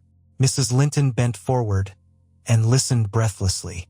The minute after a step traversed the hall, the open house was too tempting for Heathcliff to resist walking in. Most likely he supposed that I was inclined to shirk my promise, and so resolved to trust to his own audacity. With straining eagerness Catherine gazed towards the entrance of her chamber. He did not hit the right room directly. She motioned me to admit him, but he found it out ere I could reach the door, and in a stride or two was at her side, and had her grasped in his arms. He neither spoke nor loosed his hold for some 5 minutes, during which period he bestowed more kisses than ever he gave in his life before, I dare say. But then my mistress had kissed him first, and I plainly saw that he could hardly bear, for downright agony, to look into her face. The same conviction had stricken him as me, from the instant he beheld her, that there was no prospect of ultimate recovery there. She was fated, sure to die. "Oh, Cathy! Oh, my life! How can I bear it?" was the first sentence he uttered, in a tone that did not seek to disguise his despair. And now he stared at her so earnestly that I thought the very intensity of his gaze would bring tears into his eyes. But they burned with anguish. They did not melt. "What now?" said Catherine, leaning back and returning his look with a suddenly clouded brow. Her humor was a mere vein for constantly varying caprices. "You and Edgar have broken my heart, Heathcliff, and you both come to bewail the deed to me, as if you were the people to be pitied. I shall not pity you, not I. You have killed me and thriven on it, I think. How strong you are! How many years do you mean to live after I am gone?" Heathcliff had knelt on one knee to embrace her. He attempted to rise, but she seized his hair and kept him down. "I wish I could hold you," she continued bitterly, "till we were both dead. I shouldn't care what you suffered. I care nothing for your sufferings. Why shouldn't you suffer? I do. Will you forget me? Will you be happy when I am in the earth? Will you say 20 years hence, 'That's the grave of Catherine Earnshaw'? I loved her long ago, and was wretched to lose her, But it is past. I've loved many others since. My children are dearer to me than she was. And at death, I shall not rejoice that I am going to her. I shall be sorry that I must leave them. Will you say so, Heathcliff? Don't torture me till I'm as mad as yourself, cried he, wrenching his head free and grinding his teeth. The two, to a cool spectator, made a strange and fearful picture. Well might Catherine deem that heaven would be a land of exile to her, unless with her mortal body she cast away her moral character also. Her present countenance had a wild vindictiveness in its white cheek, and a bloodless lip and scintillating eye, and she retained in her closed fingers a portion of the locks she had been grasping. As to her companion, while raising himself with one hand, he had taken her arm with the other, and so inadequate was his stock of gentleness to the requirements of her condition, that on his letting go I saw 4 distinct impressions left blue in the colorless skin. "Are you possessed with a devil?" he pursued savagely. "To talk in that manner to me when you are dying? Do you reflect that all those words will be branded in my memory, and eating deeper eternally after you have left me? You know you lie to say I have killed you. And, Catherine, you know that I could as soon forget you as my existence. Is it not sufficient for your infernal selfishness, that while you are at peace I shall writhe in the torments of hell?" "I shall not be at peace," moaned Catherine, recalled to a sense of physical weakness by the violent, unequal throbbing of her heart, which beat visibly and audibly under this excess of agitation. She said nothing further till the paroxysm was over. Then she continued more kindly, "I'm not wishing you greater torment than I have, Heathcliff. I only wish us never to be parted, and should a word of mine distress you hereafter, think I feel the same distress underground, and for my own sake, forgive me. Come here and kneel down again. You never harmed me in your life. Nay, if you nurse anger, that will be worse to remember than my harsh words. Won't you come here again? Do." Heathcliff went to the back of her chair and leant over, but not so far as to let her see his face, which was livid with emotion. She bent round to look at him. He would not permit it. Turning abruptly, he walked to the fireplace, where he stood silent with his back towards us. Mrs. Linton's glance followed him suspiciously. Every movement woke a new sentiment in her. After a pause and a prolonged gaze, she resumed, addressing me in accents of indignant disappointment. "Oh, you see, Nellie, he would not relent a moment to keep me out of the grave. That is how I'm loved. Well, never mind. That is not my Heathcliff. I shall love mine yet, and take him with me. He's in my soul. And," added she musingly, "the thing that irks me most is this shattered prison after all. I'm tired of being enclosed here. I'm wearying to escape into that glorious world, and to be always there, not seeing it dimly through tears, and yearning for it through the walls of an aching heart, but really with it and in it. Nellie, you think you are better and more fortunate than I, in full health and strength. You are sorry for me. Very soon that will be altered. I shall be sorry for you. I shall be incomparably beyond and above you all. I wonder he won't be near me," she went on to herself. "I thought he wished it. Heathcliff, dear, you should not be sullen now. Do come to me, Heathcliff." In her eagerness, she rose and supported herself on the arm of the chair. At that earnest appeal, he turned to her, looking absolutely desperate. His eyes, wide and wet, at last flashed fiercely on her. His breast heaved convulsively. An instant they held asunder, and then how they met I hardly saw, but Catherine made a spring, and he caught her, and they were locked in an embrace from which I thought my mistress would never be released alive. In fact, to my eyes, she seemed directly insensible. He flung himself into the nearest seat, and on my approaching hurriedly to ascertain if she had fainted, he gnashed at me, and foamed like a mad dog, and gathered her to him with greedy jealousy. I did not feel as if I were in the company of a creature of my own species. It appeared that he would not understand, though I spoke to him. So I stood off and held my tongue in great perplexity. A movement of Catherine's relieved me a little presently. She put up her hand to clasp his neck and bring her cheek to his as he held her, while he, in return, covering her with frantic caresses, said wildly, "You teach me now how cruel you've been, cruel and false. Why did you despise me? Why did you betray your own heart? Cathy, I have not one word of comfort. You deserve this. You have killed yourself. Yes, you may kiss me and cry, and wring out my kisses and tears. They'll blight you, they'll damn you. You loved me, then what right had you to leave me? What right, answer me, for the poor fancy you felt for Linton? Because misery and degradation and death, and nothing that God or Satan could inflict would have parted us. You, of your own will, did it. I have not broken your heart, you have broken it. And in breaking it, you have broken mine. So much the worse for me that I am strong. Do I want to live? What kind of living will it be when you, oh God, would you like to live with your soul in the grave? Let me alone. Let me alone, sobbed Catherine. If I've done wrong, I'm dying for it. It is enough. You left me too. But I won't upbraid you. I forgive you. Forgive me. It is hard to forgive, and to look at those eyes, and feel those wasted hands. He answered. Kiss me again, and don't let me see your eyes. I forgive what you have done to me. I love my murderer, but yours, how can I? They were silent, their faces hid against each other, and washed by each other's tears. At least, I suppose the weeping was on both sides, as it seemed Heathcliff could weep on a great occasion like this. I grew very uncomfortable meanwhile, for the afternoon wore fast away. The man whom I had sent off returned from his errand, and I could distinguish, by the shine of the western sun up the valley, a concourse thickening outside Gimmerton Chapel porch. Service is over, I announced. My master will be here in half an hour. Heathcliff groaned a curse, and strained Catherine closer. She never moved. Ere long I perceived a group of the servants passing up the road towards the kitchen wing. Mr. Linton was not far behind. He opened the gate himself and sauntered slowly up, probably enjoying the lovely afternoon that breathed as soft as summer. Now he is here, I exclaimed. For heaven's sake, hurry down. You'll not meet anyone on the front stairs. Do be quick, and stay among the trees till he is fairly in. I must go, Cathy, said Heathcliff, seeking to extricate himself from his companion's arms. But if I live, I'll see you again before you are asleep. I won't stray 5 yards from your window. You must not go, she answered, holding him as firmly as her strength allowed. You shall not, I tell you.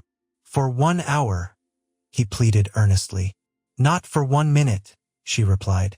I must, Linton will be up immediately, persisted the alarmed intruder.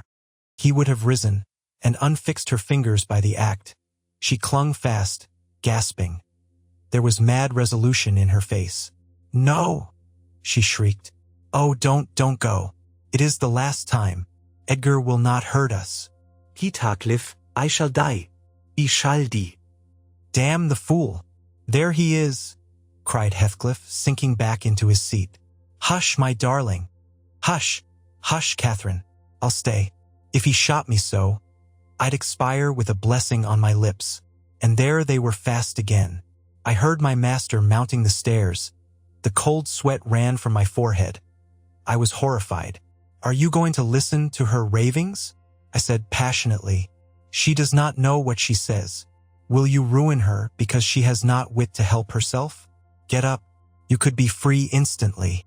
That is the most diabolical deed that ever you did. We are all done for, master, mistress, and servant. I wrung my hands and cried out, and Mr. Linton hastened his step at the noise.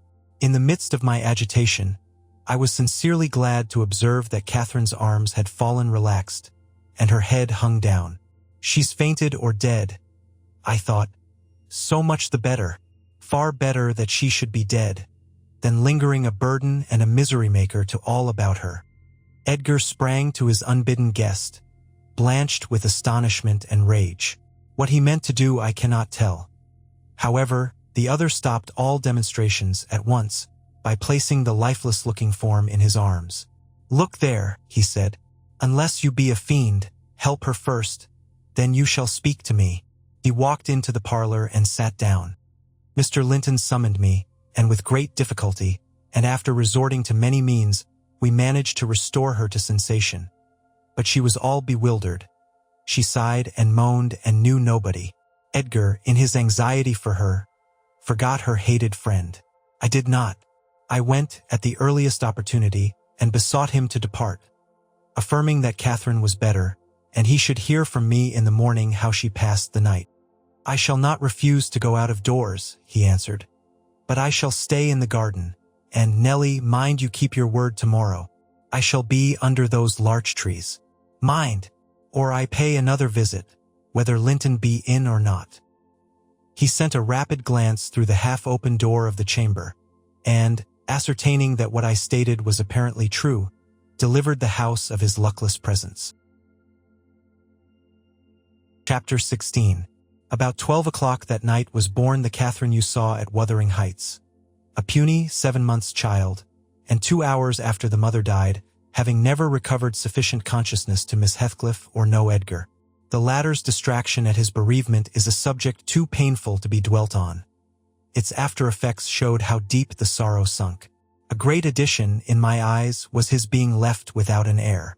I bemoaned that, as I gazed on the feeble orphan, and I mentally abused old Linton for what was only natural partiality, the securing his estate to his own daughter instead of his son's. An unwelcomed infant it was, poor thing. It might have wailed out of life, and nobody cared a morsel during those first hours of existence. We redeemed the neglect afterwards, but its beginning was as friendless as its end is likely to be. Next morning, bright and cheerful out of doors, Stoll softened in through the blinds of the silent room, and suffused the couch and its occupant with a mellow, tender glow. Edgar Linton had his head laid on the pillow, and his eyes shut. His young and fair features were almost as deathlike as those of the form beside him, and almost as fixed, but his was the hush of exhausted anguish, and hers of perfect peace. Her brow smooth, her lids closed, her lips wearing the expression of a smile. No angel in heaven could be more beautiful than she appeared, and I partook of the infinite calm in which she lay. My mind was never in a holier frame than while I gazed on that untroubled image of divine rest. I instinctively echoed the words she had uttered a few hours before. Incomparably beyond and above us all, whether still on earth or now in heaven, her spirit is at home with God. I don't know if it be a peculiarity in me, but I am seldom otherwise than happy while watching in the chamber of death, should no frenzied or despairing mourner share the duty with me. I see a repose that neither earth nor hell can break, and I feel an assurance of the endless and shadowless hereafter, the eternity they have entered, where life is boundless in its duration, and love in its sympathy, and joy in its fullness. I noticed on that occasion how much selfishness there is even in a love like Mr. Linton's, when he so regretted Catherine's blessed release. To be sure, one might have doubted, after the wayward and impatient existence she had led, whether she merited a haven of peace at last. One might doubt in seasons of cold reflection, but not then in the presence of her corpse. It asserted its own tranquility, which seemed a pledge of equal quiet to its former inhabitant. Do you believe such people are happy in the other world, sir? I'd give a great deal to know. I declined answering Mrs. Dean's question, which struck me as something heterodox. She proceeded, retracing the course of Catherine Linton. I fear we have no right to think she is, but we'll leave her with her Maker. The master looked asleep, and I ventured soon after sunrise to quit the room and steal out to the pure, refreshing air. The servants thought me gone to shake off the drowsiness of my protracted watch. In reality, my chief motive was seeing Mr. Heathcliff. If he had remained among the larches all night, he would have heard nothing of the stir at the Grange, unless, perhaps, he might catch the gallop of the messenger going to Gimmerton. If he had come nearer, he would probably be aware, from the lights flitting to and fro, and the opening and shutting of the outer doors, that all was not right within. I wished, yet feared, to find him. I felt the terrible news must be told, and I longed to get it over, but how to do it I did not know. He was there, at least, a few yards further in the park, leant against an old ash tree, his hat off, and his hair soaked with the dew that had gathered on the budded branches and fell pattering round him. He had been standing a long time in that position, for I saw a pair of ouzels passing and repassing scarcely 3 feet from him, busy in building their nest, and regarding his proximity no more than that of a piece of timber. They flew off at my approach, and he raised his eyes and spoke. "She's dead," he said. "I've not waited for you to learn that. Put your handkerchief away. Don't snivel before me. Damn you all. She wants none of your tears. I was weeping as much for him as her. We do sometimes pity creatures that have none of the feeling either for themselves or others. When I first looked into his face, I perceived that he had got intelligence of the catastrophe. And a foolish notion struck me that his heart was quelled and he prayed, because his lips moved and his gaze was bent on the ground. Yes, she's dead, I answered, checking my sobs and drying my cheeks. Gone to heaven, I hope, where we may, every one, join her, if we take due warning and leave our evil ways to follow good. Did she take due warning then? Asked Heathcliff, attempting a sneer. Did she die like a saint? Come, give me a true history of the event. How did? He endeavored to pronounce the name, but could not manage it, and compressing his mouth he held a silent combat with his inward agony, defying, meanwhile, my sympathy with an unflinching, ferocious stare. How did she die? He resumed, at last, fain, notwithstanding his hardihood, to have a support behind him. For, after the struggle, he trembled, in spite of himself, to his very finger ends. Poor wretch, I thought. You have a heart and nerves the same as your brother men. Why should you be anxious to conceal them? Your pride cannot blind God. You tempt him to wring them, till he forces a cry of humiliation. Quietly as a lamb, I answered, aloud. She drew a sigh, and stretched herself, like a child reviving, and sinking again to sleep. And 5 minutes after I felt one little pulse at her heart, and nothing more. And, did she ever mention me? He asked, hesitating, as if he dreaded the answer to his question would introduce details that he could not bear to hear. Her senses never returned. She recognized nobody from the time you left her, I said. She lies with a sweet smile on her face, and her latest ideas wandered back to pleasant early days. Her life closed in a gentle dream. May she wake as kindly in the other world. May she wake in torment, he cried, with frightful vehemence, stamping his foot, and groaning in a sudden paroxysm of ungovernable passion. Why, she's a liar to the end. Where is she? Not there, not in heaven, not perished. Where? Oh, you said you cared nothing for my sufferings. And I pray one prayer, I repeat it till my tongue stiffens, Catherine Earnshaw, may you not rest as long as I am living. You said I killed you, haunt me then. The murdered do haunt their murderers, I believe. I know that ghosts have wandered on earth. Be with me always. Take any form. Drive me mad. Only do not leave me in this abyss, where I cannot find you. Oh God, it is unutterable. I cannot live without my life. I cannot live without my soul. He dashed his head against the knotted trunk, and, lifting up his eyes, howled, not like a man, but like a savage beast being goaded to death with knives and spears. I observed several splashes of blood about the bark of the tree, and his hand and forehead were both stained. Probably the scene I witnessed was a repetition of others acted during the night. It hardly moved my compassion. It appalled me. Still, I felt reluctant to quit him so.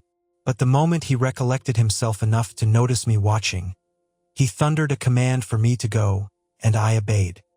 He was beyond my skill to quiet or console. Mrs. Linton's funeral was appointed to take place on the Friday following her decease. Until then her coffin remained uncovered, and strewn with flowers and scented leaves, in the great drawing-room. Linton spent his days and nights there, a sleepless guardian. And, a circumstance concealed from all but me, Heathcliff spent his nights, at least outside, equally a stranger to repose. I held no communication with him. Still, I was conscious of his design to enter, if he could, and on the Tuesday, a little after dark, when my master, from sheer fatigue, had been compelled to retire a couple of hours, I went and opened one of the windows, moved by his perseverance to give him a chance of bestowing on the faded image of his idol one final adieu. He did not omit to avail himself of the opportunity, cautiously and briefly, too cautiously to betray his presence by the slightest noise. Indeed, I shouldn't have discovered that he had been there, except for the disarrangement of the drapery about the corpse's face, and for observing on the floor a curl of light hair, fastened with a silver thread, which, on examination, I ascertained to have been taken from a locket hung round Catherine's neck. Heathcliff had opened the trinket and cast out its contents. replacing them by a black lock of his own. I twisted the two and enclosed them together. Mr. Earnshaw was, of course, invited to attend the remains of his sister to the grave. He sent no excuse, but he never came, so that, besides her husband, the mourners were wholly composed of tenants and servants. Isabella was not asked. The place of Catherine's interment, to the surprise of the villagers, was neither in the chapel under the carved monument of the Lintons, nor yet by the tombs of her own relations, outside. It was dug on a green slope in a corner of the kirkyard, where the wall is so low that heath and bilberry plants have climbed over it from the moor, and peat mold almost buries it. Her husband lies in the same spot now, and they have each a simple headstone above, and a plain gray block at their feet to mark the graves. Chapter 17. That Friday made the last of our fine days for a month. In the evening the weather broke. The wind shifted from south to northeast, and brought rain first and then sleet and snow. On the morrow one could hardly imagine that there had been 3 weeks of summer. The primroses and crocuses were hidden under wintry drifts. The larks were silent, the young leaves of the early trees smitten and blackened. And dreary, and chill, and dismal that morrow did creep over. My master kept his room. I took possession of the lonely parlor, converting it into a nursery. And there I was, sitting with the moaning doll of a child laid on my knee, rocking it to and fro and watching meanwhile the still driving flakes build up the uncurtained window, when the door opened and some person entered out of breath and laughing. My anger was greater than my astonishment for a minute. I supposed it one of the maids, and I cried, "Have done! How dare you show your giddiness here? What would Mr. Linton say if he heard you?" "Excuse me," answered a familiar voice, "but I know Edgar is in bed, and I cannot stop myself." With that the speaker came forward to the fire, panting and holding her hand to her side. "I have run the whole way from Wuthering Heights," she continued after a pause, "except where I've flown. I couldn't count the number of falls I've had. Oh, I'm aching all over. Don't be alarmed. There shall be an explanation as soon as I can give it. Only just have the goodness to step out and order the carriage to take me on to Gimmerton, and tell a servant to seek up a few clothes in my wardrobe." The intruder was Mrs. Heathcliff. She certainly seemed in no laughing predicament. Her hair streamed on her shoulders, dripping with snow and water. She was dressed in the girlish dress she commonly wore, befitting her age more than her position. A low frock with short sleeves, and nothing on either head or neck.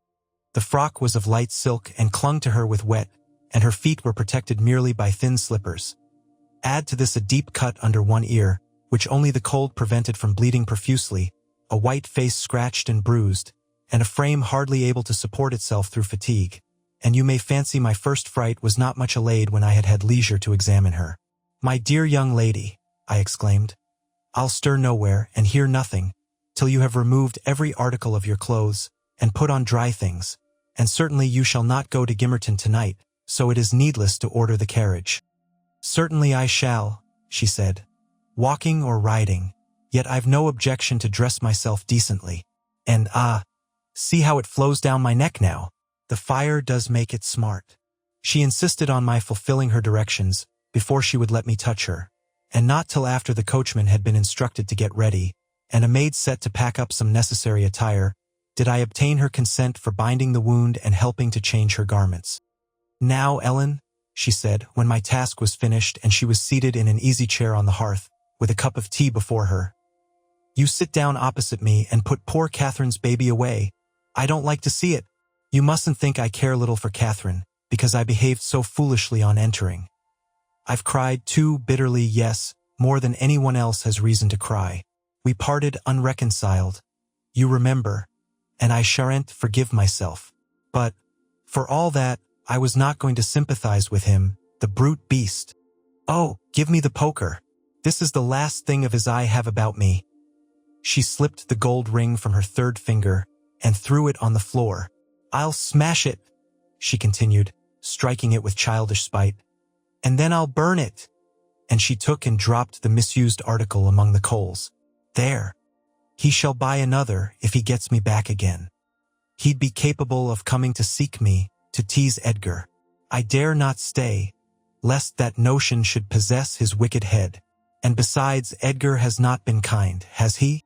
And I won't come suing for his assistance, nor will I bring him into more trouble. Necessity compelled me to seek shelter here. Though, if I had not learned he was out of the way, I'd have halted at the kitchen, washed my face, warmed myself, got you to bring what I wanted, and departed again to anywhere out of the reach of my accursed, of that incarnate goblin. Ah, he was in such a fury. If he had caught me! It's a pity Earnshaw is not his match in strength. I wouldn't have run till I'd seen him all but demolished, had Hindley been able to do it. Well, don't talk so fast, miss, I interrupted. You'll disorder the handkerchief I have tied round your face, and make the cut bleed again. Drink your tea and take breath, and give over laughing. Laughter is sadly out of place under this roof, and in your condition. An undeniable truth, she replied. Listen to that child. It maintains a constant wail. Send it out of my hearing for an hour. I shan't stay any longer. I rang the bell and committed it to a servant's care, and then I inquired what had urged her to escape from Wuthering Heights in such an unlikely plight, and where she meant to go, as she refused remaining with us. I ought and I wish to remain, answered she, to cheer Edgar and take care of the baby, for two things, and because the Grange is my right home. But I tell you he wouldn't let me. Do you think he could bear to see me grow fat and merry, could bear to think that we were tranquil, and not resolve on poisoning our comfort? Now, I have the satisfaction of being sure that he detests me, to the point of its annoying him seriously to have me within earshot or eyesight. I notice, when I enter his presence, the muscles of his countenance are involuntarily distorted into an expression of hatred, partly arising from his knowledge of the good causes I have to feel that sentiment for him, and partly from original aversion. It is strong enough to make me feel pretty certain that he would not chase me over England, supposing I contrived a clear escape, and therefore I must get quite away. I've recovered from my first desire to be killed by him. I'd rather he'd kill himself. He has extinguished my love effectually, and so I'm at my ease. I can recollect yet how I loved him, and can dimly imagine that I could still be loving him, even if he had doted on me, the devilish nature would have revealed its existence somehow. Catherine had an awfully perverted taste to esteem him so dearly, knowing him so well. Monster! Would that he could be blotted out of creation, and out of my memory. Hush, hush! He's a human being, I said. Be more charitable. There are worse men than he is yet. He's not a human being, she retorted. And he has no claim on my charity. I gave him my heart, and he took and pinched it to death, and flung it back to me. People feel with their hearts, Ellen, and since he has destroyed mine, I have not power to feel for him, and I would not, though he groaned from this to his dying day, and wept tears of blood for Catherine. No, indeed, I wouldn't. And here Isabella began to cry, but, immediately dashing the water from her lashes, she recommenced. You asked what has driven me to flight at last. I was compelled to attempt it, because I had succeeded in rousing his rage a pitch above his malignity. Pulling out the nerves with red-hot pincers requires more coolness than knocking on the head. He was worked up to forget the fiendish prudence he boasted of, and proceeded to murderous violence. I experienced pleasure in being able to exasperate him. The sense of pleasure woke my instinct of self-preservation, so I fairly broke free, and if ever I come into his hands again, he is welcome to a signal revenge. Yesterday, Mr. Earnshaw should have been at the funeral. He kept himself sober for the purpose, tolerably sober, not going to bed mad at 6 o'clock and getting up drunk at 12. Consequently, he rose in suicidal low spirits, as fit for the church as for a dance. And instead, he sat down by the fire and swallowed gin or brandy by tumblerfuls. Heathcliff, I shudder to name him, has been a stranger in the house from last Sunday till today. Whether the angels have fed him or his kin beneath, I cannot tell. But he has not eaten a meal with us for nearly a week. He has just come home at dawn and gone upstairs to his chamber, locking himself in as if anybody dreamt of coveting his company. There he has continued, praying like a Methodist. Only the deity he implored is senseless dust and ashes, and God, when addressed, was curiously confounded with his own black father, after concluding these precious orisons, and they lasted generally till he grew hoarse and his voice was strangled in his throat. he would be off again, always straight down to the Grange. I wonder Edgar did not send for a constable and give him into custody. For me, grieved as I was about Catherine, it was impossible to avoid regarding this season of deliverance from degrading oppression as a holiday. I recovered spirits sufficient to hear Joseph's eternal lectures without weeping, and to move up and down the house less with the foot of a frightened thief than formerly. You wouldn't think that I should cry at anything Joseph could say, but he and Hareton are detestable companions. I'd rather sit with Hindley and hear his awful talk than with Little Maester and his staunch supporter, that odious old man. When Heathcliff is in, I'm often obliged to seek the kitchen and their society, or starve among the damp, uninhabited chambers. When he is not, as was the case this week, I establish a table and chair at one corner of the house fire, and never mind how Mr. Earnshaw may occupy himself, and he does not interfere with my arrangements. He is quieter now than he used to be, if no one provokes him, more sullen and depressed and less furious. Joseph affirms he's sure he's an altered man, that the Lord has touched his heart, and he is saved so as by fire. I'm puzzled to detect signs of the favorable change, but it is not my business. Yesterevening I sat in my nook reading some old books till late on towards 12. It seemed so dismal to go upstairs, with the wild snow blowing outside, and my thoughts continually reverting to the kirkyard and the new-made grave. I dared hardly lift my eyes from the page before me. That melancholy scene so instantly usurped its place. Hindley sat opposite, his head leant on his hand, perhaps meditating on the same subject. He had ceased drinking at a point below irrationality, and had neither stirred nor spoken during 2 or 3 hours. There was no sound through the house but the moaning wind, which shook the windows every now and then, the faint crackling of the coals, and the click of my snuffers as I removed at intervals the long wick of the candle. Hareton and Joseph were probably fast asleep in bed. It was very, very sad, and while I read I sighed, for it seemed as if all joy had vanished from the world, never to be restored. The doleful silence was broken at length by the sound of the kitchen latch.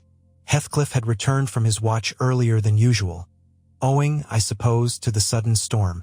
That entrance was fastened, and we heard him coming round to get in by the other. I rose with an irrepressible expression of what I felt on my lips, which induced my companion, who had been staring towards the door, to turn and look at me. "I'll keep him out 5 minutes," he exclaimed. "You won't object?" "No, you may keep him out the whole night for me," I answered. "Do. Put the key in the lock and draw the bolts." Earnshaw accomplished this ere his guest reached the front. He then came and brought his chair to the other side of my table, leaning over it, and searching in my eyes for a sympathy with the burning hate that gleamed from his. As he both looked and felt like an assassin, he couldn't exactly find that, but he discovered enough to encourage him to speak. "You and I," he said, "have each a great debt to settle with the man out yonder. If we were neither of us cowards, we might combine to discharge it. Are you as soft as your brother? Are you willing to endure to the last, and not once attempt a repayment?" "I'm weary of enduring now," I replied, "and I'd be glad of a retaliation that wouldn't recoil on myself. But treachery and violence are spears pointed at both ends. They wound those who resort to them worse than their enemies." "Treachery and violence are a just return for treachery and violence," cried Hindley. "Mrs. Heathcliff, I'll ask you to do nothing, but sit still and be dumb. Tell me now, can you? I'm sure you would have as much pleasure as I in witnessing the conclusion of the fiend's existence. He'll be your death unless you overreach him, and he'll be my ruin. Damn the hellish villain! He knocks at the door as if he were master here already. Promise to hold your tongue, and before that clock strikes, it wants 3 minutes of 1, you're a free woman." He took the implements which I described to you in my letter from his breast, and would have turned down the candle. I snatched it away, however, and seized his arm. "I'll not hold my tongue," I said. "You mustn't touch him. Let the door remain shut, and be quiet." "No." "I've formed my resolution, and by God I'll execute it," cried the desperate being. "I'll do you a kindness in spite of yourself, and Hareton justice, and you needn't trouble your head to screen me. Catherine is gone. Nobody alive would regret me or be ashamed though I cut my throat this minute, and it's time to make an end. I might as well have struggled with a bear or reasoned with a lunatic. The only resource left me was to run to a lattice and warn his intended victim of the fate which awaited him. "You'd better seek shelter somewhere else tonight," I exclaimed in rather a triumphant tone. "Mr. Earnshaw has a mind to shoot you if you persist in endeavoring to enter." "You'd better open the door, you," he answered, addressing me by some elegant term that I don't care to repeat. "I shall not meddle in the matter," I retorted again. "Come in and get shot, if you please. I've done my duty." With that I shut the window and returned to my place by the fire, having too small a stock of hypocrisy at my command to pretend any anxiety for the danger that menaced him. Earnshaw swore passionately at me, affirming that I loved the villain yet, and calling me all sorts of names for the base spirit I evinced. And I, in my secret heart and conscience never reproached me, thought what a blessing it would be for him should Heathcliff put him out of misery, and what a blessing for me should he send Heathcliff to his right abode. As I sat nursing these reflections, the casement behind me was banged onto the floor by a blow from the latter individual, and his black countenance looked blightingly through. The stanchion stood too close to suffer his shoulders to follow, and I smiled, exulting in my fancied security. His hair and clothes were whitened with snow, and his sharp cannibal teeth, revealed by cold and wrath, gleamed through the dark. "Isabella, let me in, or I'll make you repent," he gurned, as Joseph calls it. "I cannot commit murder," I replied. "Mr. Hindley stands sentinel with a knife and loaded pistol." "Let me in by the kitchen door," he said. "Hindley will be there before me," I answered. "And that's a poor love of yours that cannot bear a shower of snow." We were left at peace in our beds as long as the summer moon shone. But the moment a blast of winter returns, you must run for shelter. Heathcliff, if I were you, I'd go stretch myself over her grave and die like a faithful dog. The world is surely not worth living in now, is it? You had distinctly impressed on me the idea that Catherine was the whole joy of your life. I can't imagine how you think of surviving her loss. "He's there, is he?" exclaimed my companion, rushing to the gap. "If I can get my arm out, I can hit him." "I'm afraid, Ellen, you'll set me down as really wicked. But you don't know all, so don't judge. I wouldn't have aided or abetted an attempt on even his life for anything. Wish that he were dead, I must, and therefore I was fearfully disappointed and unnerved by terror for the consequences of my taunting speech, when he flung himself on Earnshaw's weapon and wrenched it from his grasp. The charge exploded, and the knife, in springing back, closed into its owner's wrist. Heathcliff pulled it away by main force, slitting up the flesh as it passed on, and thrust it dripping into his pocket. He then took a stone, struck down the division between two windows, and sprang in. His adversary had fallen senseless with excessive pain and the flow of blood that gushed from an artery or a large vein. The ruffian kicked and trampled on him, and dashed his head repeatedly against the flags, holding me with one hand, meantime, to prevent me summoning Joseph. He exerted preterhuman self-denial in abstaining from finishing him completely, but getting out of breath, he finally desisted and dragged the apparently inanimate body onto the settle.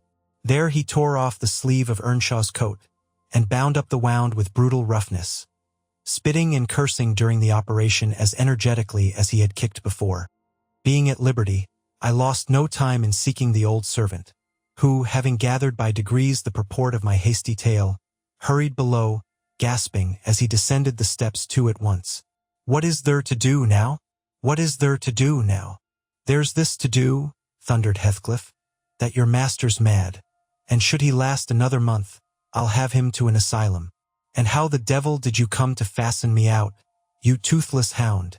Don't stand muttering and mumbling there. Come, I'm not going to nurse him. Wash that stuff away, and mind the sparks of your candle. It is more than half brandy." "And so you've been murthering on him?"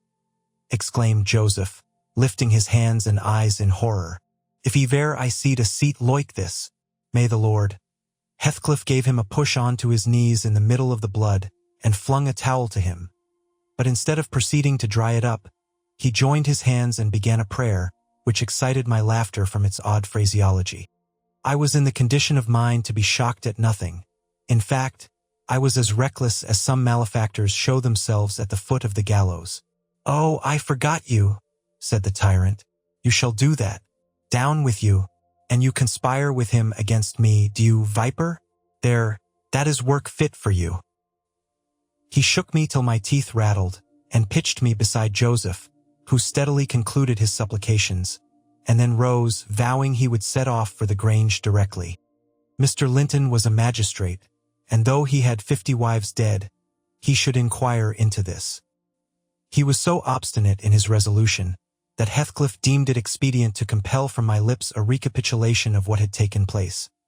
Standing over me, heaving with malevolence, as I reluctantly delivered the account in answer to his questions. It required a great deal of labor to satisfy the old man that Heathcliff was not the aggressor, especially with my hardly wrung replies. However, Mr. Earnshaw soon convinced him that he was alive still. Joseph hastened to administer a dose of spirits, and by their succor his master presently regained motion and consciousness. Heathcliff, aware that his opponent was ignorant of the treatment received while insensible, called him deliriously intoxicated, and said he should not notice his atrocious conduct further, but advised him to get to bed. To my joy, he left us, after giving this judicious counsel, and Hindley stretched himself on the hearthstone. I departed to my own room, marveling that I had escaped so easily. This morning, when I came down, about half an hour before noon, Mr. Earnshaw was sitting by the fire, deadly sick. His evil genius, almost as gaunt and ghastly, leant against the chimney. Neither appeared inclined to dine, and, having waited till all was cold on the table, I commenced alone. Nothing hindered me from eating heartily, and I experienced a certain sense of satisfaction and superiority, as, at intervals, I cast a look towards my silent companions, and felt the comfort of a quiet conscience within me. After I had done, I ventured on the unusual liberty of drawing near the fire, going round Earnshaw's seat, and kneeling in the corner beside him. Heathcliff did not glance my way, and I gazed up, and contemplated his features almost as confidently as if they had been turned to stone. His forehead, that I once thought so manly, and that I now think so diabolical, was shaded with a heavy cloud. His basilisk eyes were nearly quenched by sleeplessness, and weeping, perhaps, for the lashes were wet then. His lips devoid of their ferocious sneer, and sealed in an expression of unspeakable sadness. Had it been another, I would have covered my face in the presence of such grief. In his case, I was gratified, and, ignoble as it seems to insult a fallen enemy, I couldn't miss this chance of sticking in a dart. His weakness was the only time when I could taste the delight of paying wrong for wrong. Fie, miss," I interrupted. "One might suppose you had never opened a Bible in your life. If God afflict your enemies, surely that ought to suffice you.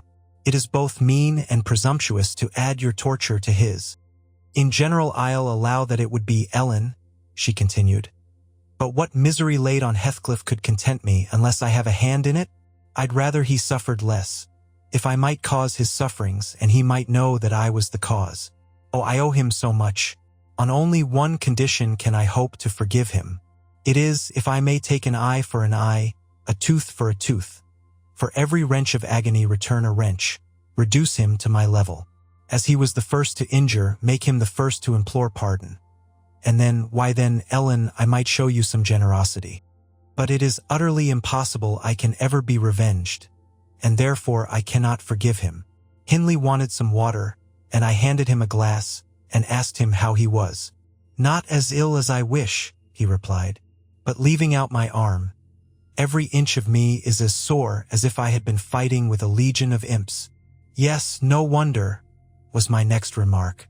"Catherine used to boast that she stood between you and bodily harm. She meant that certain persons would not hurt you for fear of offending her. It's well people don't really rise from their grave, or, last night, she might have witnessed a repulsive scene. Are not you bruised, and cut over your chest and shoulders?" "I can't say," he answered. "But what do you mean? Did he dare to strike me when I was down?"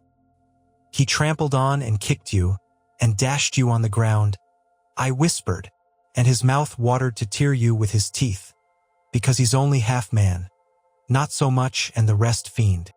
Mr. Earnshaw looked up, like me, to the countenance of our mutual foe, who, absorbed in his anguish, seemed insensible to anything around him.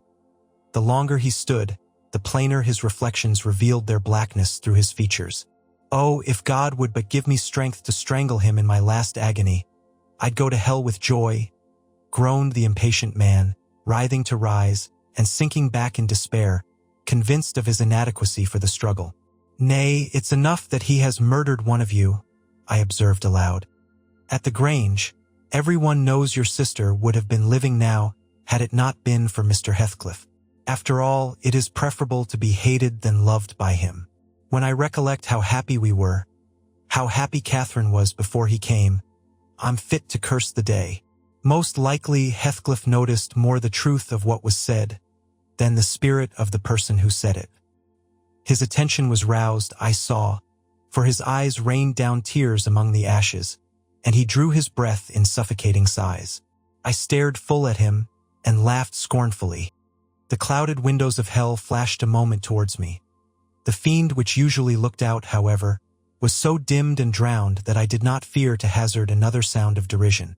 "Get up, and be gone out of my sight," said the mourner. I guessed he uttered those words, at least, though his voice was hardly intelligible.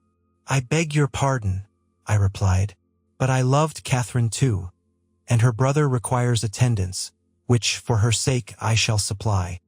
Now that she's dead, I see her in Hindley. Hindley has exactly her eyes, if you had not tried to gouge them out, and made them black and red. And her— Get up, wretched idiot, before I stamp you to death," he cried, making a movement that caused me to make one also. "But then," I continued, holding myself ready to flee, "if poor Catherine had trusted you, and assumed the ridiculous, contemptible, degrading title of Mrs. Heathcliff, she would soon have presented a similar picture. She wouldn't have borne your abominable behavior quietly. Her detestation and disgust must have found voice." The back of the settle and Earnshaw's person interposed between me and him. So instead of endeavoring to reach me, he snatched a dinner knife from the table and flung it at my head. It struck beneath my ear and stopped the sentence I was uttering. But, pulling it out, I sprang to the door and delivered another, which I hope went a little deeper than his missile. The last glimpse I caught of him was a furious rush on his part, checked by the embrace of his host, and both fell locked together on the hearth. In my flight through the kitchen, I bid Joseph speed to his master. I knocked over Hareton, who was hanging a litter of puppies from a chair back in the doorway, and, blessed as a soul escaped from purgatory, I bounded, leaped, and flew down the steep road. Then, quitting its windings, shot direct across the moor, rolling over banks and wading through marshes, precipitating myself, in fact, towards the beacon light of the Grange. And far rather would I be condemned to a perpetual dwelling in the infernal regions than, even for one night, abide beneath the roof of Wuthering Heights again. Isabella ceased speaking and took a drink of tea. Then she rose, and bidding me put on her bonnet and a great shawl I had brought, and turning a deaf ear to my entreaties for her to remain another hour, she stepped on to a chair, kissed Edgar's and Catherine's portraits, bestowed a similar salute on me, and descended to the carriage, accompanied by Fanny, who yelped wild with joy at recovering her mistress. She was driven away, never to revisit this neighborhood, but a regular correspondence was established between her and my master when things were more settled. I believe her new abode was in the south, near London. There she had a son born a few months subsequent to her escape. He was christened Linton, and, from the first, she reported him to be an ailing, peevish creature. Mr. Heathcliff, meeting me one day in the village, inquired where she lived. I refused to tell. He remarked that it was not of any moment, only she must beware of coming to her brother. She should not be with him if he had to keep her himself. Though I would give no information, he discovered, through some of the other servants, both her place of residence and the existence of the child. Still, he didn't molest her, for which forbearance she might thank his aversion, I suppose. He often asked about the infant when he saw me, and on hearing its name, smiled grimly and observed, "They wish me to hate it too, do they?" "I don't think they wish you to know anything about it," I answered. "But I'll have it," he said, "when I want it. They may reckon on that.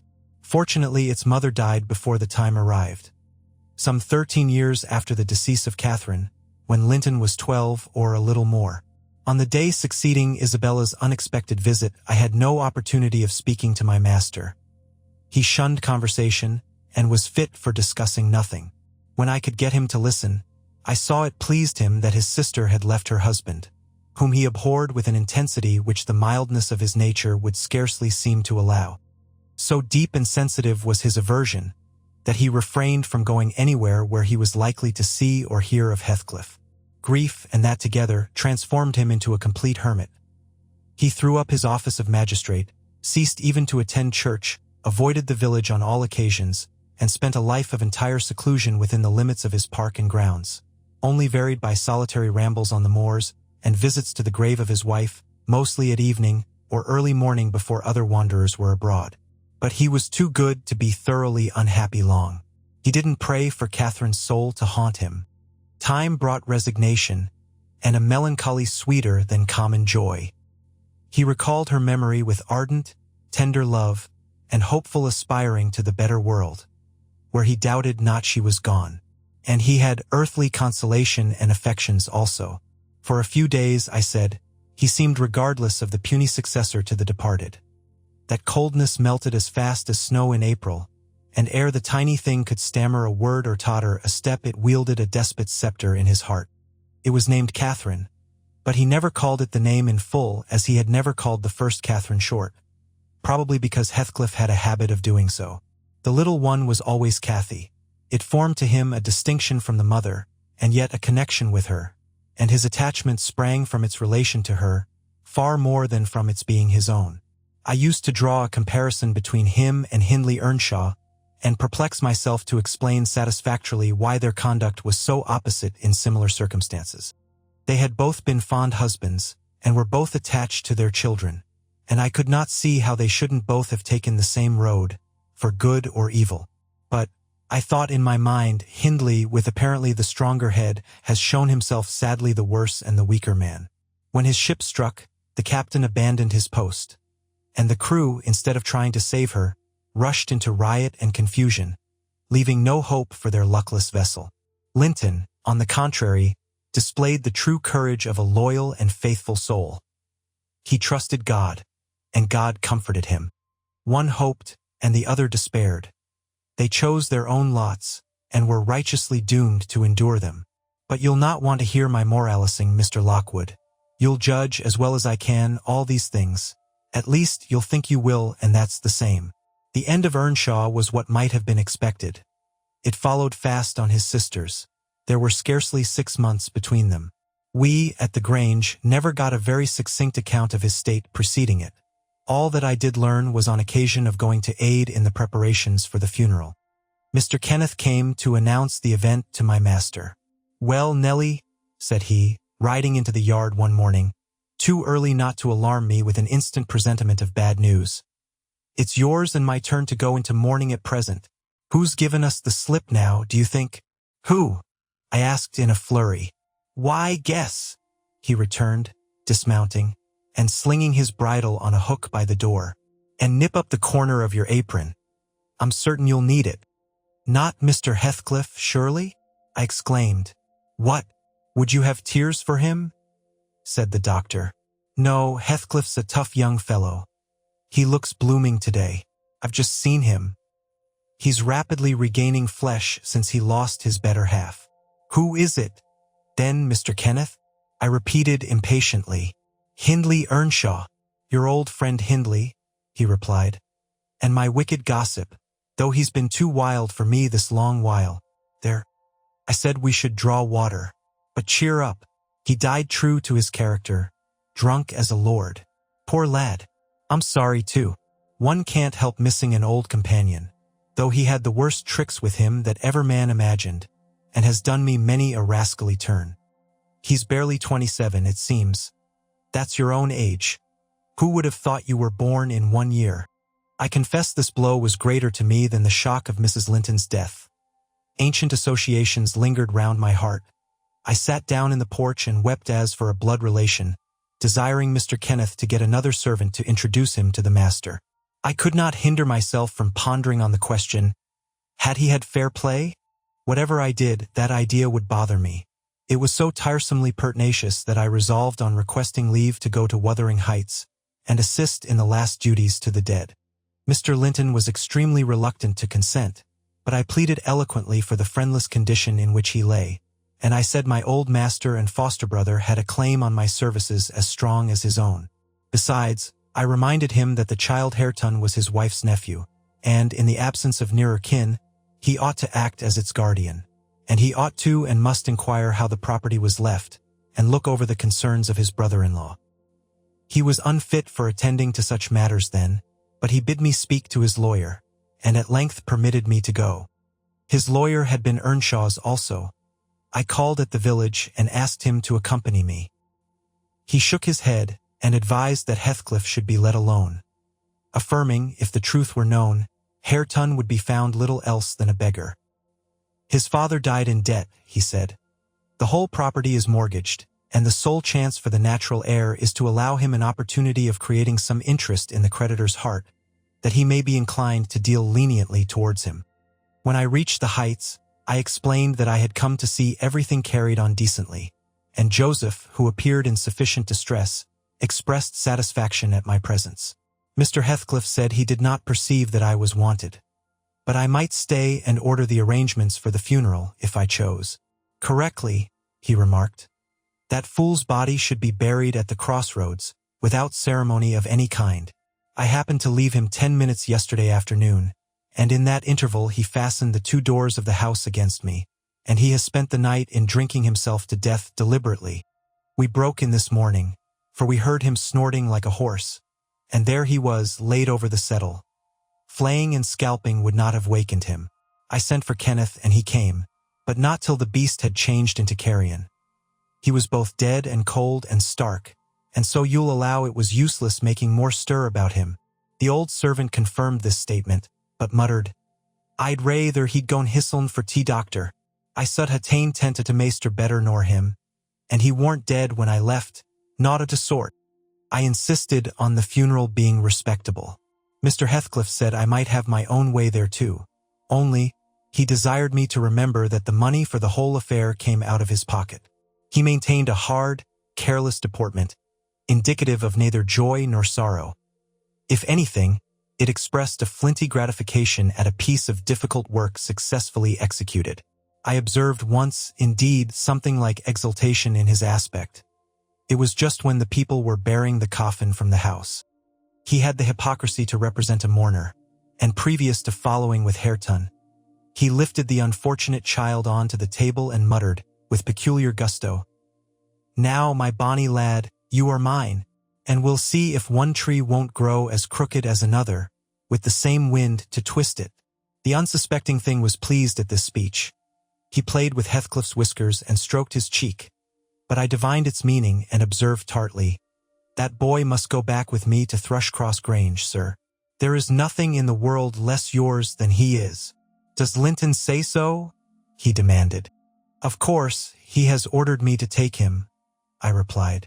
Well, said the scoundrel, we'll not argue the subject now, but I have a fancy to try my hand at rearing a young one, so intimate to your master that I must supply the place of this with my own, if he attempt to remove it. I don't engage to let Hareton go undisputed, but I'll be pretty sure to make the other come. Remember to tell him. This hint was enough to bind our hands. I repeated its substance on my return, and Edgar Linton, little interested at the commencement, spoke no more of interfering. I'm not aware that he could have done it to any purpose, had he been ever so willing. The guest was now the master of Wuthering Heights. He held firm possession and proved to the attorney, who, in his turn, proved it to Mr. Linton, that Earnshaw had mortgaged every yard of land he owned for cash to supply his mania for gaming, and he, Heathcliff, was the mortgagee. In that manner Hareton, who should now be the first gentleman in the neighborhood, was reduced to a state of complete dependence on his father's inveterate enemy, and lives in his own house as a servant, deprived of the advantage of wages, quite unable to right himself because of his friendlessness and his ignorance that he has been wronged.